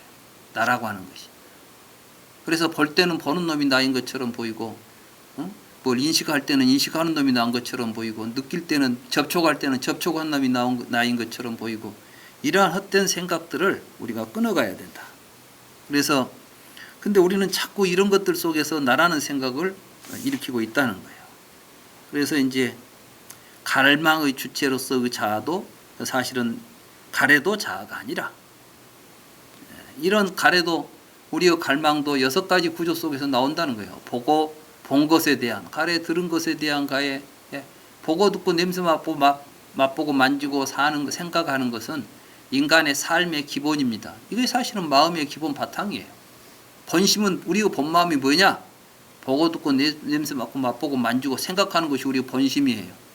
근데 그 본심에서 우리가 착각을 일으키면은 주관과 객관으로 세상이 갈라져 가지고 온갖 망상들이 피어나고 거기에 나라고 하는 허상이 이제 자리 잡아 가지고 자기의 삶 자체를 고통으로 몰고 간다. 그러니까 본심을 찾아라 그런 것은 어디 가서 몸 안에 있는 본심 찾지 마시고 보고 듣고 냄새 맡고 맛볼 때 지금 내가 보고 있는 이 마음자리에서 항상 내가 지금 헛생각, 자아라는 망상을 일으키지 않고 있으면 이게 본심이에요. 본심에는 본래 자아가 없어. 그런데 여기서 이제 헛된 생각들이 끼어가지고 나라는 생각이 일어나면서부터 우리의 삶이 왜곡되는 거예요. 그래서 이제 869쪽으로 가면 비구들이요, 자기 존재라는 망상이 쌓이는 길은, 그러니까 이제 우리가 보고 듣고 냄새 맡고 맛보고 있는 자리가 바로 본심이라니까. 이걸 떠나서 무슨 마음이 어디가 있겠어요? 그 안에가 뭐 하나 또 잡고 있을 것이다. 이 생각이 망상이에요. 그러니까 가장 잘 사는 건 뭐예요? 잘 보고 잘 듣고. 그래서 이제 그 보고 듣고 냄새 맡고 맛보는 이 삶 속에서 이걸 잘 살피는 거, 이게 수행이죠. 이것은 이제 육근을 수호하라 이렇게 돼 있잖아요. 육근을 수호하라는 건 뭐냐면 거기에서 나라는 놈이 안 들어오게 해란 말이에요. 육입으로 흘러가지 말라는 거예요. 육근을 잘 수호하라 그 말이에요. 무슨 이야기인지 아시겠죠? 불교 수행을 이제 그렇게 하는 거예요. 그래서 자기 존재라는 망상이 쌓이는 길은 실로 이와 같다고. 어리석은 범부들은 보는 주관, 보이는 형색들, 시각 분별, 시각 접촉, 느낌, 가래에 대하여 이것은 나의 소유다, 이것이 나다, 이것은 나의 자아라고 여긴다고. 여러분들은 어떤 느낌이 생기면 이건 내 기분이야 이렇게 말하죠. 또는 기분을 끼고 있는 놈을 나라고 말해요. 오늘 나는 기분이 좋아. 내 기분에 맞지 않아. 내 생각에 맞지 않아. 뭐 이런 생각을 하지. 항상 나라는 놈이 이제 문법적으로는 주어가 돼가지고 작동하잖아요. 이런 삶을 통해서 자아라는 망상이 쌓여간다는 거예요. 그러니까 이제 이 쌓여가는 이 망상을 제거해 가려면 어떻게 해야 돼요? 그런 생각이 일어날 때마다 이것은 내가 아니다. 이것은 나의 자아가 아니다. 이것은 내 것도 아니다.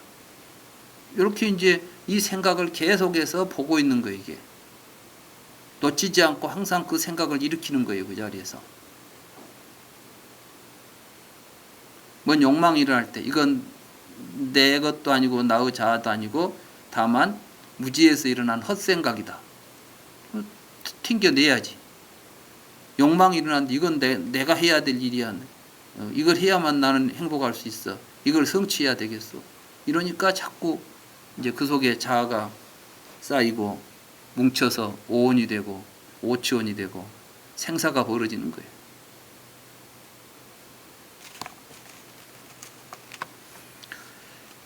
비구들이여 자기 존재라는 망상이 소멸하는 길은 실로 이와 같다고. 지혜로운 사람은 보는 주관 보이는 형색들 시각 분별 시각 접촉 느낌 가래에 대하여 이것은 나의 소유가 아니다. 이것은 내가 아니다. 이것은 나의 자아가 아니다라고 여긴다고. 듣는 주관, 냄새 맡는 주관, 맛보는 주관, 만지는 주관, 마음에 대해서도 마찬가지라고. 비구들이여 보는 주관과 보이는 형색들을 의지하여 시각 분별이 생긴다고. 이들 셋의 만남이 접촉이며 접촉을 의지하여 즐겁거나 괴롭거나 괴롭지도 즐겁지도 않은 느낌이 생긴다고. 즐거운 느낌을 느끼면서 기뻐하고 환영하고 탐닉하면서 살아가면 그에게 탐하는 성향이 잠재한다고. 그러니까 이제 이게 뭔가 이 탐닉하다 보니까 욕심이라는 마음이 쌓여가는 거예요. 그러니까 우리들의 욕심이 어떻게 해서 생긴 거예요? 본래부터 있었던 거예요. 탐닉하는 가운데 쌓여간 거예요. 그러니까 이제 우리가 보고 듣고 냄새 맡고 맛보는 삶 속에서 탐진치가 없으면 그게 진심이에요. 참마음이야. 근데 여기에 이제 탐하는 한 번 탐내고 두 번 탐내다 보니까 탐심이 만들어지고 잠재하게 돼. 그게 이제 우리 의식 속에 내재하게 된단 말이에요. 말하자면 잠재의식화 되는 거예요. 그래서 자기도 모르게 이제 그것만 보면 막 욕심이 올라오는 거지. 사람마다 욕심이 좀 틀리죠? 근데 우리는 마치 내 본성에 이런 욕심이 있는 것처럼 생각해. 나는 본래 그래. 내 본성이야. 이런 이야기를 하죠. 내 본성 같은 건 없습니다. 다 이제 이게 쌓여서 만들어진 거예요, 이게.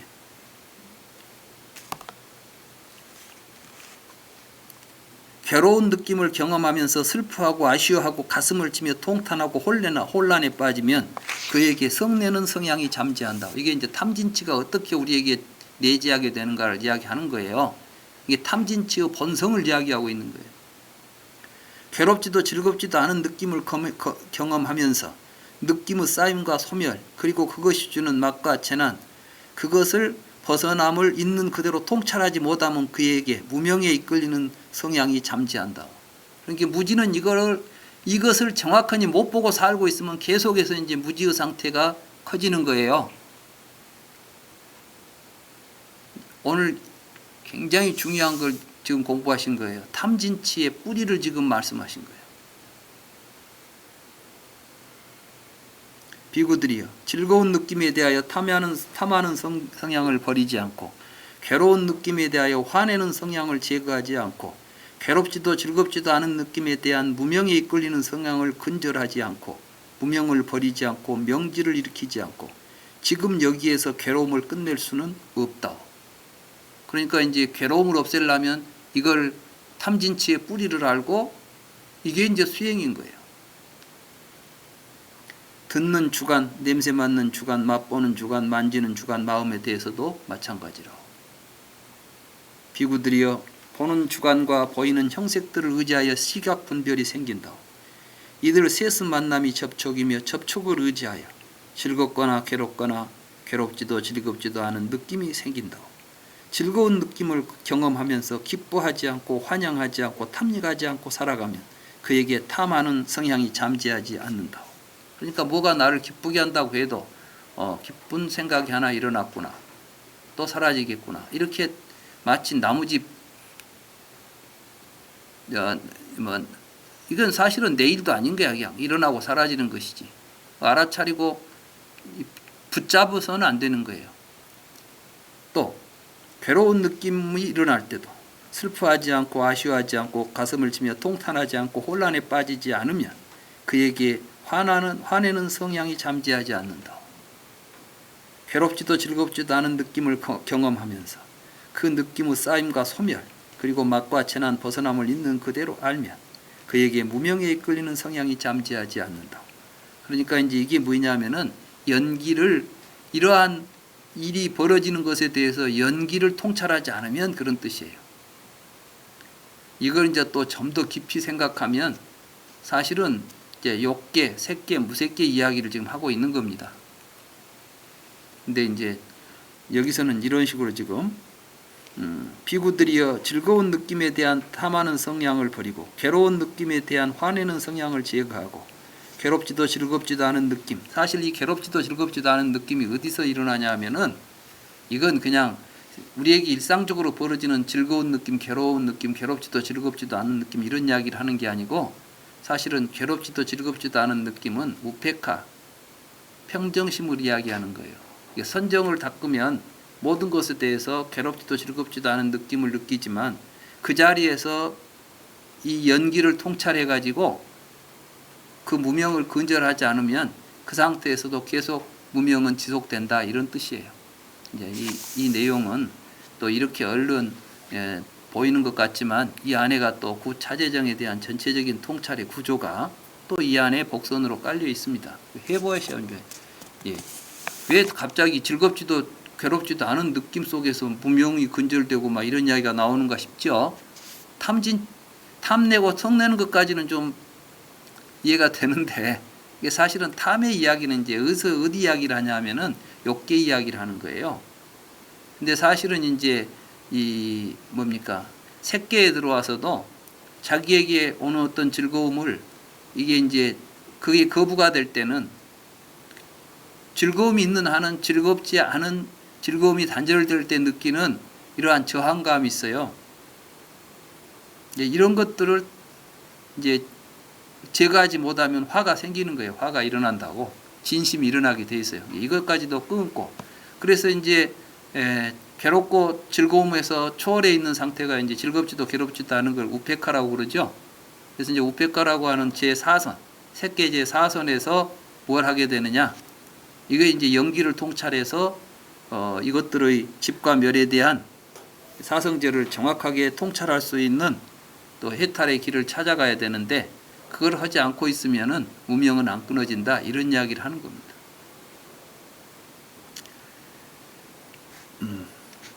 괴롭지도 즐겁지도 않은 느낌을 경험하면서 그 느낌의 쌓임과 소멸 그리고 그것이 주는 맛과 재난 그것으로부터 벗어남을 있는 그대로 알면 그에게 무명에 이끌리는 성향이 잠재하지 않는다. 그러니까 결국은 뭘 알아야 된다고요? 그것이 우리들에게 이러한 경험들이 쌓여서 일어나고 있구나. 예, 고진멸도 사성제를 이야기하는 거예요, 지금. 이제 여기서부터 벗어나는 것을 그대로 이제 통찰할 때 무명이 잠재하지 않게 되는다. 비구들이여 즐거운 느낌에 대한 탐하는 성향을 버리고 괴로운 느낌에 대한 성내는 성향을 제거하고 괴롭지도 즐겁지도 않은 느낌에 대한 무명에 이끌리는 성향을 근절하여 무명을 버리고 명지를 일으키면 지금 여기에서 괴로움을 끝낼 수 있다. 그러니까 이제 열반이죠. 지금 여기에서요. 사실은 이제 여기서는 현법이라고 이제 보통 현재의 법에 많은 사람들은 이제 이런 이야기를 할 때 그냥 현세에 이제 내세에 안 가고 막 이런 식으로 이제 더 이상 윤회하지 않고 이런 식으로 여기를 해석해 버려요. 여기서 지금 갑자기 윤회가 왜 나옵니까? 근데 이제 불교를 윤회서라고만 연결시키고 모든 걸 윤회 안에서 불교를 해결하려고 한 사람들은 여기서 이제 윤회가 끊어지는 자리다 뭐 이런 이야기 하는 거예요. 근데 저는 여기서 이제 그렇게 번역을 안 하고 지금 여기에서 항상 불교는 지금 여기에서 일어나죠. 뭔 일이 지금 내가 처해 있는 지금 이 자리에서 우리는 모든 괴로움을 끝낼 수가 있다. 듣는 주관, 냄새 맡는 주관, 맛보는 주관, 만지는 주관, 마음에 대해서도 마찬가지다.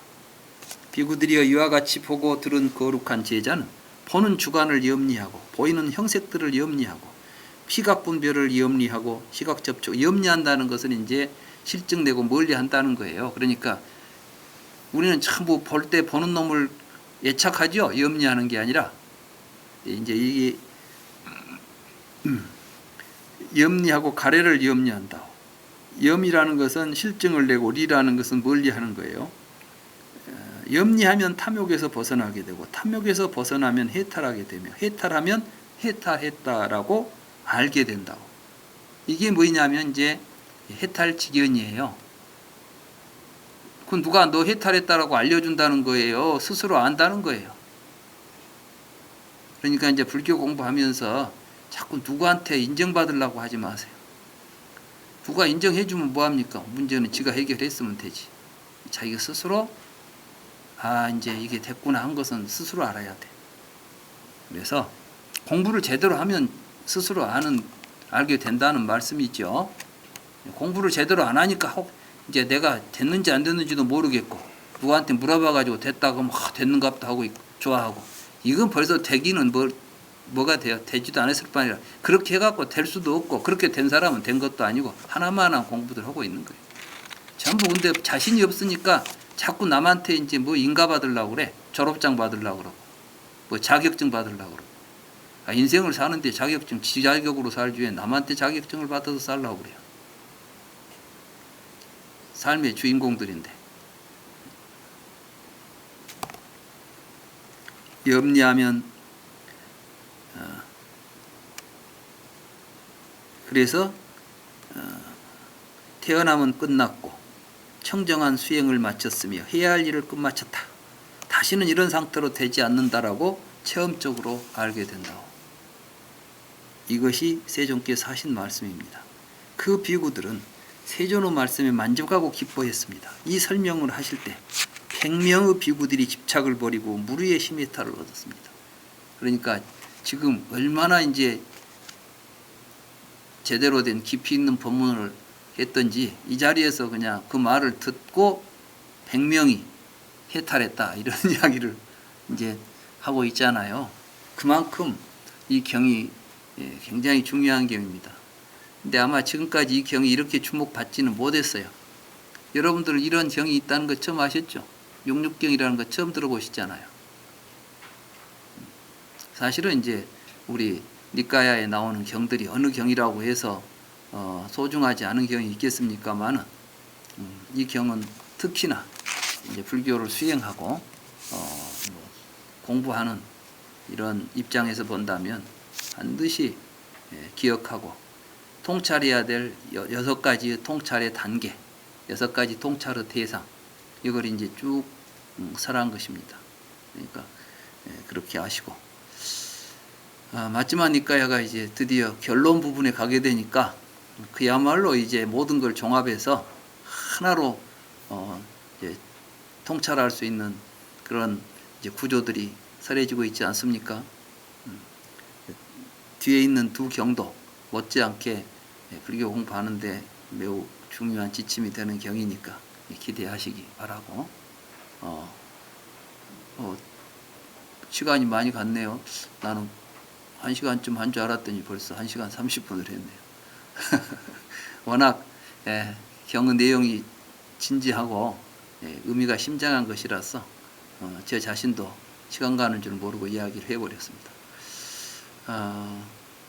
잠시 한 45분까지 좀 쉬었다가 다음 경은 그런대로 좀 더 내용도 좀 짧은 경이니까 좀 쉬었다가 다시 이어서 공부하기로 하고 잠시 휴식 시간을 갖도록 하겠습니다.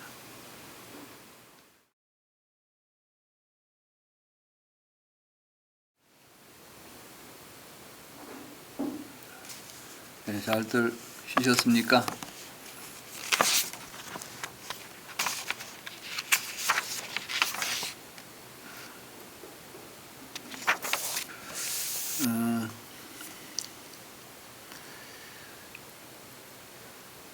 사실은 이제 육입처는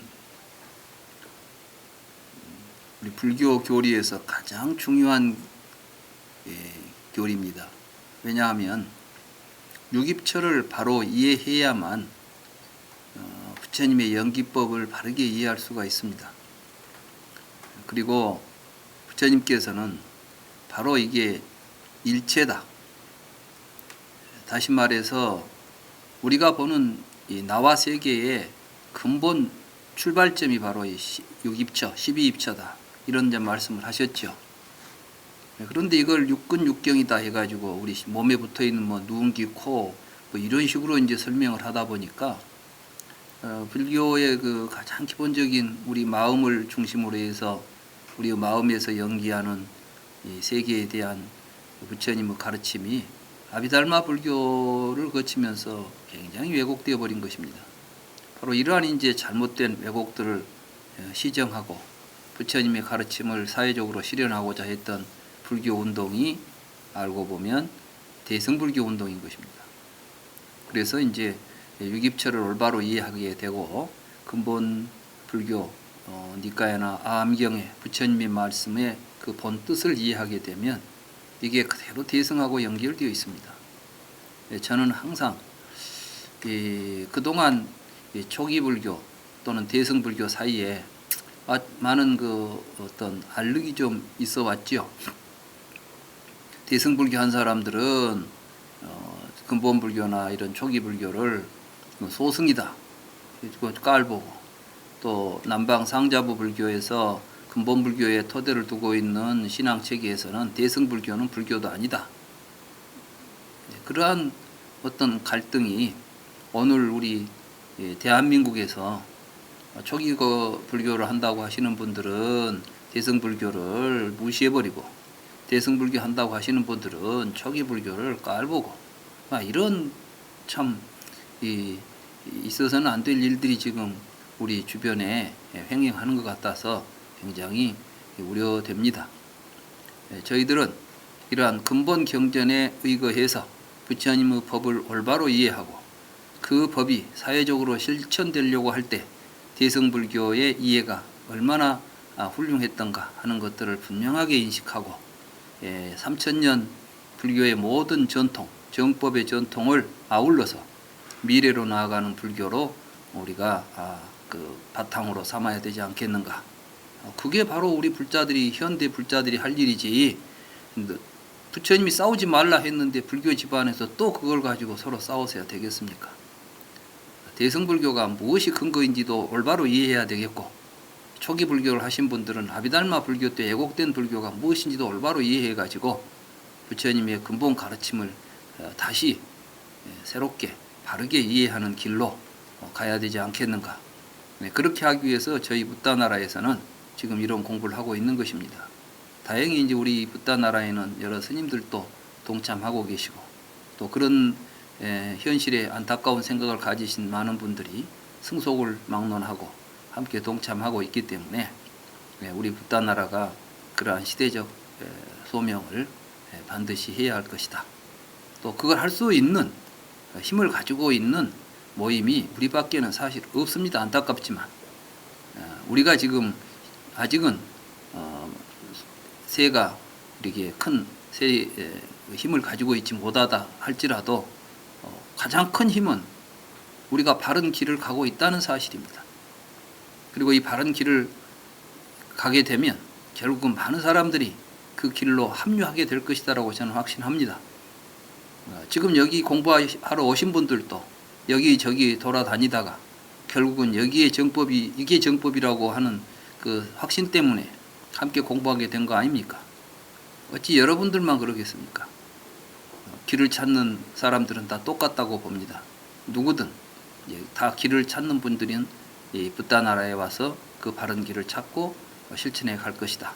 저는 그렇게 믿기 때문에 지금 우리들의 이 모임이 비록 지금은 미미하지만 결코 적은 모임이 아니다. 이 모임이 가장 우리 부처님 법에서 본다면 크고 위대한 모임이다. 저는 이렇게 봅니다. 그런 마음을 가지고 오늘 이제 살펴볼 69번째 유깁처에 속하는 큰 경을 같이 살펴보도록 하겠습니다.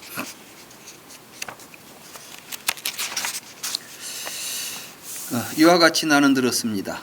한때 세종께서는 싸왔디에 제따와나 아나따 빈디카 승원에 머무셨습니다. 그곳에서 세존께서 비구들이여라고 비구들을 불렀습니다. 비구들은 존경하는 스승님하고 대답했습니다. 세종께서 말씀하셨습니다.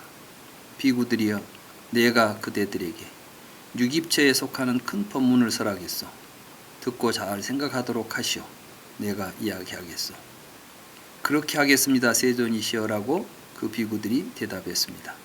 세종께서는 다음과 같이 말씀하셨습니다. 비구들이여, 보는 주관을 있는 그대로 알지 못하고 보지 못하고, 보이는 형색들을 있는 그대로 알지 못하고 보지 못하고, 시각 분별을 있는 그대로 알지 못하고 보지 못하고, 시각 접촉을 있는 그대로 알지 못하고 보지 못하고, 시각 접촉을 의지하여 생기는 즐겁거나 괴롭거나 괴롭지도 즐겁지도 않은 느낌을 있는 그대로 알지 못하고 보지 못하면 보는 주관에 대하여 탐착하고, 보이는 형색들에 대하여 탐착하고, 시각 분별에 대하여 탐착하고, 시각 접촉에 대하여 탐착하고, 시각 접촉을 의지하여 생기는 즐겁거나 괴롭거나 괴롭지도 즐겁지도 않은 느낌에 대하여 탐착한다. 그것에 탐착하고 속박되고 정신을 빼앗겨 맛이라고 여기고 살아가면, 이때 맛이라는 것은 이제 우리가 보통 이 맛이라는 게 이제 꼭 음식의 맛만 아니죠. 사는 맛이죠. 쉽게 말하면 인생을 살아가는 맛을 이런 데다 두고 산단 말이에요. 말하자면 우리들이 지금 대부분 이제 우리들이 살아가는 것은 뭐예요? 보고 듣고 냄새 맡고 맛보면서 내가 좋은 것 보고 좋은 것 만지고 좋은 느낌 얻는 게, 뭐 즐거운 느낌이 생기면 이게 세상 사는 맛이다 이렇게 느끼지 않아요. 이런 걸 맛으로 느끼지 말라는 거예요. 불교 공부하는 사람들은 이런 것을 맛으로 여기고 살아가면 안 되는 것이죠. 근데 이런 걸 맛이라고 여기고 살아가면 미래에 오치원이 쌓인다. 이 오치원이 뭐죠? 색수상 행식 오온을 자아로 취하고 있는 자아라는 망상이 쌓인다는 거예요. 앞경에서는 자아라는 망상이 쌓이는 과정을 이야기했었죠. 사실은 똑같은 이야기를 이렇게 또 좀 바꾸어서 하는 이야기예요. 그래서 이제 오치원이 쌓인다는 것은 뭐지요? 오치원을 다른 말로 말하면 뭡니까? 괴로움 덩어리죠. 불교에서 이제 사성제 가운데 괴로움이 뭐예요? 오치원이 괴로움이다 그랬죠. 간략히 말하면 오치원이 곧 괴로움인 것이다. 그러니까 불교에서 말하는 여러 가지 괴로움, 뭐 사고, 팔고, 뭐 84,000 무량고를 이야기한다 할지라도 다 그게 그 근본이 뭐예요? 오치원을 자기라고 집착하고 있으니까 나타나는 괴로움들이에요. 근데 이게 이제 쌓이는 거예요. 이게 쌓인다는 것은 뭐예요? 자라는 망상이 쌓인다는 말이나 오치원이 쌓인다는 말이나 똑같은 말이에요. 그리고 여기저기에서 애락하며 다시 존재하기를 바라는, 사실 우리는 왜 그렇게 내세에 가서도 살고 싶어요? 여기서 지금 내가 누리고 있는 이놈이 또 죽어버리면 너무 서운하고 안타까운 거예요. 이놈이 있는데 이놈이 죽어서도 또 다음 세상에 가서도 이렇게 살고 싶은 거예요. 지금 이게 전부 이제 이 내세를 갈망하고 있는 마음이 뭐예요? 예락하는 마음이 뭐예요? 이게 바로 오치원이에요. 오치원. 그러니까 이제 오치원이 곧 이 중생들의 생사의 그 구조예요.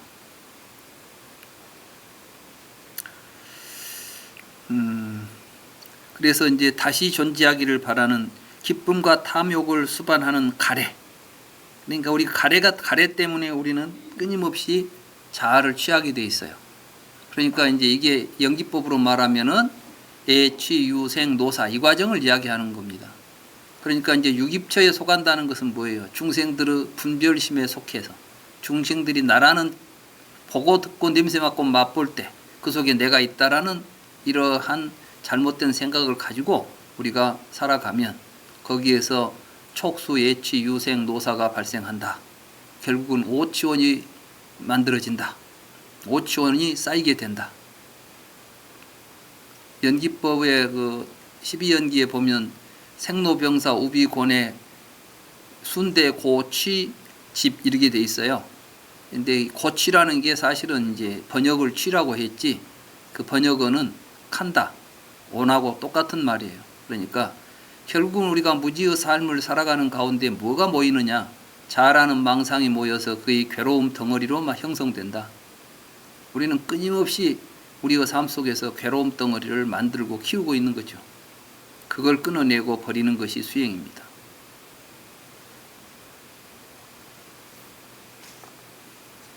그래서 이제 그러면 몸에 따르는 걱정이 늘어나고 마음에 따르는 걱정이 늘어나고 몸에 따르는 고통이 늘어나고 마음에 따르는 고통이 늘어나고 몸에 따르는 고뇌가 늘어나고 마음에 따르는 고뇌가 늘어난다.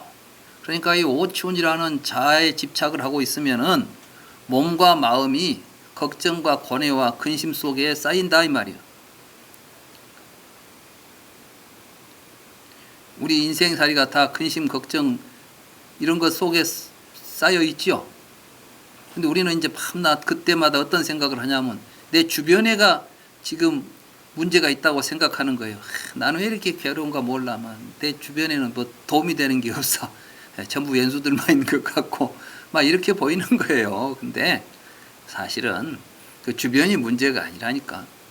지 안에 있는 그 지가 지금 오치원으로 그 쌓아놓고 붙잡고 있는 자아라는 방상을 붙잡고 앉아서 인생을 살아가니까 어디다 갖다 놔도 마찬가지예요.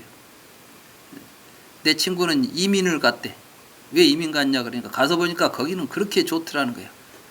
아마 이제 그 친구가 뭐 서울대 나와가지고 제법 회사에서 잘 나가서 미국에 어디 뭐 파견 가서 1년인가 2년인가 근무를 했대요. 근데 가서 보니까 한국은 지금부터 한 30년, 30년 됐으니까 그때만 해도 이제 성평편도 그랬겠지만 아무튼 미국 가서 보니까 그렇게 멋지고 사람이 살려면 이런 데서 살아야지 싶어서 아예 그냥 다 정리하고 회사도 그만두고 이제 그 미국 회사 취직해가지고 이민을 갔대요. 한 10여 년 전에 이제 아버지 돌아가셨다고 이제 한국 들어와서 같이 이제 식사를 하는 자리에서 내가 보니까 이 한국에서 이제 나이 먹고 고향에서 살아야 되는데 뭐 한국 사람 한국에서 살아야 되는데 그래서 그런 이야기를 하는 거예요. 그래서 내가 아니 너는 왜 네가 좋아서 이민 가놓고 왜 그러냐 그러니까 그 관광 버전하고 이민 버전은 다르더래. 처음에 가서 구경할 때는 좋았는데 살아보니까 영 마음이 그게 아니더라는 거야. 지금은 이제 후회가 맞고 받아는 거예요. 그래서 내가 여기 오면 또 안 그럴 것 같아요. 어디 있으나 뭐 한국이 문제가 있고 미국가 문제가 있는 게 아니라 지 마음에 문제가 있어 사실은. 어디 땅이 문제가 있는 게 아니에요. 우리 자신들은 마음이 문제입니다. 우리는 근데 자꾸 이제 자기 주변에 뭐가 다른 것들 때문이라는 착각을 하게 되죠. 그래서 문제 해결을 근본적으로 못하고 말아요.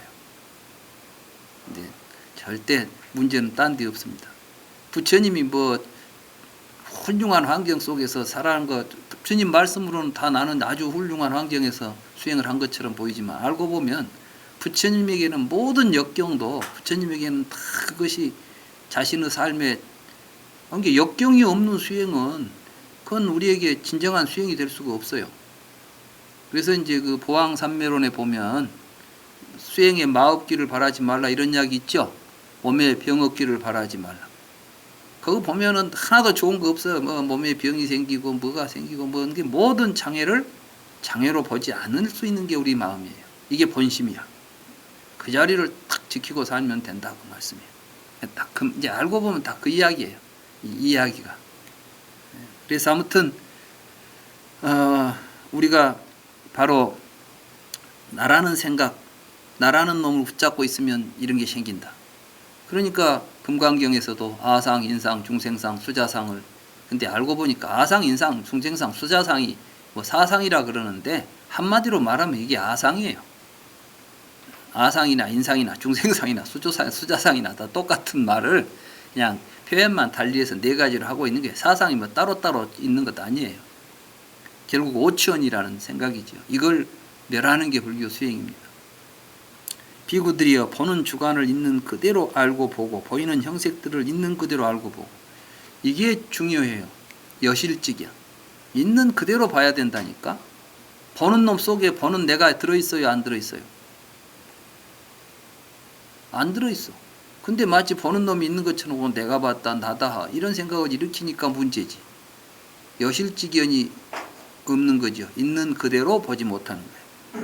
그래서 이제 불교 공부는 항상 있는 그대로 알고 보는 것이에요. 여실직연. 시각분별. 시각 무엇을 있는 그대로 알고 보느냐? 육입처. 이 육입처에 속하는 큰 경이라는 게 뭐냐면 아까 육육법이 다 이제 육입처에 속하는 법들이에요. 육입처에 속하니까 육이고 그 뒤에가 이제 육이 나오는 거죠. 무슨 이야기인지 아시겠죠? 육입처에 속하는 법은 아까 했던 육육법도 다 육입처에 속하는 법이에요. 알고 보면 불교 교리가 다 육입처에 속하는 법이에요. 시각 접촉에 의지하여 생기는 즐거움이나 즐겁거나 괴롭거나 괴롭지도 않은 느낌을 그대로 알고 보면 보는 주관에 대하여 탐착하지 않고 보이는 형색들에 대하여 탐착하지 않고 시각 분별에 대하여 탐착하지 않고 시각 접촉에 대하여 탐착하지 않고 시각 접촉을 의지하여 생기는 즐겁거나 괴롭지도 않은 느낌에 대하여 탐착하지 않는다고. 그것에 탐착하지 않고 속박되지 않고 정신을 빼앗기지 않고 이걸 재앙이라고 여기고 살아가면 이게 인생의 맛이 아니라 이런 걸 쫓아다니는 게 우리 인생에서 가장 큰 재앙이다. 여러분들은 재앙을 피해야 되겠습니까? 껴안아야 되겠습니까?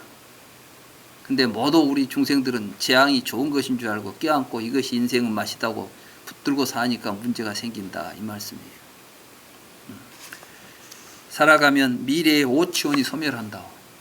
그래서 이제 자아라는 집착, 망상들이 이제 사라지게, 우리의 미래, 이제 앞으로 삶 속에서는 그런 것들이 점점 사라지게 된다 그 말씀이에요. 불교의 수행은 결국 뭐지요? 오치원의 소멸에 있다 이 말씀이죠. 그러니까 관세음보살은 관자재 보살 행심반야 바람일다시 조견 오온 개공 그랬죠.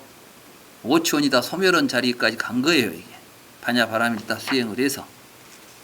그리고 다시 존재하기를 바라며 기쁨과 탐욕을 수반하여 여기저기에서 애락하는 가래가 소멸한다. 우리는 항상 이제 내일은 어떻게 살까? 내일 내가 이제 죽으면 어떨까? 그 말은 뭔 말이에요? 항상 내가 존재하기를 갈망한단 말이죠. 끊임없이 우리는 이제 이 자의 유해에 빠져 있는 거예요. 그러면 몸에 따르는 걱정이 소멸하고 마음에 따르는 걱정이 소멸하고 몸에 따르는 고통이 소멸하고 마음에 따르는 고통이 소멸하고 몸에 따르는 고뇌가 소멸하고 마음에 따르는 고뇌가 소멸한다. 그러니까 나라는 망상 지워버리고 나면 몸도 마음도 편안해진다 이 말씀이에요. 무아가 되면 몸이 무너져 없어지지 않아요. 더 좋아요. 이제 나라는 생각 버리고 살면 마음과 몸이 훨씬 가볍습니다. 우리가 삶이 제대로 살아납니다. 이게 이제 본심이고 진화예요. 이게 이런 걸 보고 진화라고 그래요. 진화라는 말이 뭐 진화 이야기하니까 모두 또 아내가 또 가화 속에 진화가 뭐 또 숨겨져 있는 줄 알고 진화찾기를 하니까 또 진화찾기 하니까 또 그걸 보고 뭐 이건 우파니샤드다 하고 또 비난하고. 근데 사실은 이제 이 말 속에는 거짓된 자아를 버리고 나면 거기에 참된 삶이 있고 그 참된 삶을 진화라고 부르는 겁니다. 있는 그대로에 대한 견해, 그것이 정견이라고. 그러니까 우리가 정견을 가지고 산다 그 말은 어떤 이론을 가지고 이것이 정견이라고 내세우는 것, 세우는 것이 아니라 있는 그대로 보는 걸 정견이라고 그래요. 이 몸은 내가 아니고 마음도 내가 아니다. 내 것도 아니다. 이렇게 보고 살아가면 이게 정견으로 살아가는 거예요. 근데 여러분들 우리는 참 그러지 않죠. 이 몸을 나라고 생각하니까 이 몸 때문에 금심 걱정이 생기고 마음이 나라고 생각하니까 마음 때문에 고뇌가 일어나지 않아요. 있는 그대로에 대한 의도, 그것이 정사유라고. 있는 그대로에 대한 정진, 그것이 정정진이라고. 있는 그대로에 대한 주의 집중, 그것이 정념이라고. 있는 그대로에 대한 삼매, 그것이 정정이라고. 이전에 이미 신업과 구업과 생업은 청정해진다. 이제 이와 같이 성자의 팔정도 수행이 완성된다. 이와 같이 성자의 팔정도를 수행하면 사념처 수행도 완성되고 사정근 수행도 완성되고 사여의족 수행도 완성되고 오근 오력 칠각지 수행도 완성된다고. 그에게 사마타와 이빠사나라는 두 개의 멍에가 생긴다고.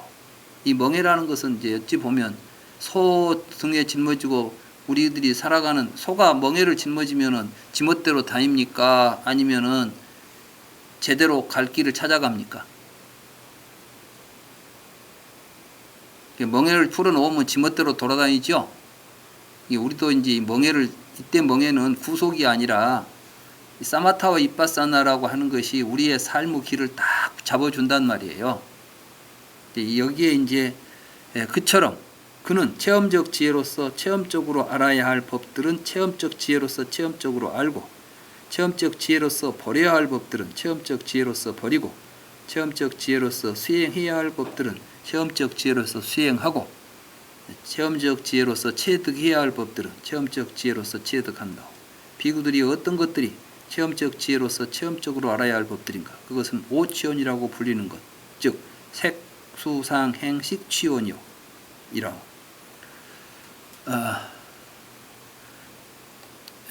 이 법들이 체험적 지혜로서 체험적으로 알아야 할 법들이라. 비구들이 어떤 법들을 체험적 지혜로서 버려야 하는가? 무명과 유예, 이 법들을 체험적 지혜로서 버려야 한다. 비구들이여 어떤 법들을 체험적 지혜로서 수행해야 하는가? 사마타와 이빠사나, 이 법들을 체험적 지혜로서 수행해야 한다. 비구들이 어떤 법들을 체험적 지혜로서 체득해야 하는가? 명지와 해탈, 이들을 체험적 지혜로서 체득해야 한다. 그러니까 결국은 우리들이 지금 뭐 불교 공부를 통해서 이 모든 걸 체득하고 고뇌를 떼내서 열반으로 간다는 이 수행의 핵심의 가장 근본적인 구조가 뭐라고요? 유깁처란 말씀이에요. 공부하면서 이제 유깁처를 잘 통찰하고 유깁처로부터서 발생하고 있는 여러 가지 우리들의 마음의 작용들을 잘 살펴가지고 거기서 있는 그대로 우리의 마음은 어떻게 작동하는가? 그 이제 있는 그대로 보는 내용이 뭐냐? 안과 색을 전하여 안식이 발생하고, 삼사합이 촉이고, 촉을 전하여 수가 발생하고, 그 수를 또 연해서 애가 발생하고, 이런 과정들을 제대로 통찰하고 보는 것을 있는 그대로 보는 것이에요. 이 공부를 잘 하면 되는 것이죠. 그러니까 앞에 경하고 이 경은 사실은 서로 떨어져 있는 경이 아니죠. 물론 불교 수행의 모든 경들이 다 이렇게 한 줄기예요. 다 연결되어 있습니다. 뭐 여기서는 이 말하고 저기서는 저 말하고 그런 게 없어요. 알고 보면 이제 언어 표현은 좀 다르다 하더라도 수행을 우리가 직접 이제 공부를 해보면 곧 그 말이 그 말이구나 이렇게 공부하는 것을 여기서는 이런 말로 말씀하셨고 저기서는 저런 표현을 하셨구나 이렇게 알 수가 있는 것이죠. 유깁처에 속하는 큰 경은 사실은 육육경과 크게 이제 내용상 크게 다르지는 않습니다. 그래서 제가 이 부분에 대해서는 뭐 더 많은 설명은 뭐 좀 이제 생략하기로 하고 오늘 또 사실은 이제 오늘 우리가 살펴본 이 경이 수행에 있어서 굉장히 핵심을 종합적으로 정리하는 것이기 때문에 오늘 공부하시는 분들 가운데 아마 질문도 좀 있을 것 같고 이제 제 이야기보다 함께 공부하시는 여러 도반님들의 말씀을 듣는 시간을 충분히 갖는 게 좋을 것 같습니다. 그래서 제 이야기는 여기서 그치고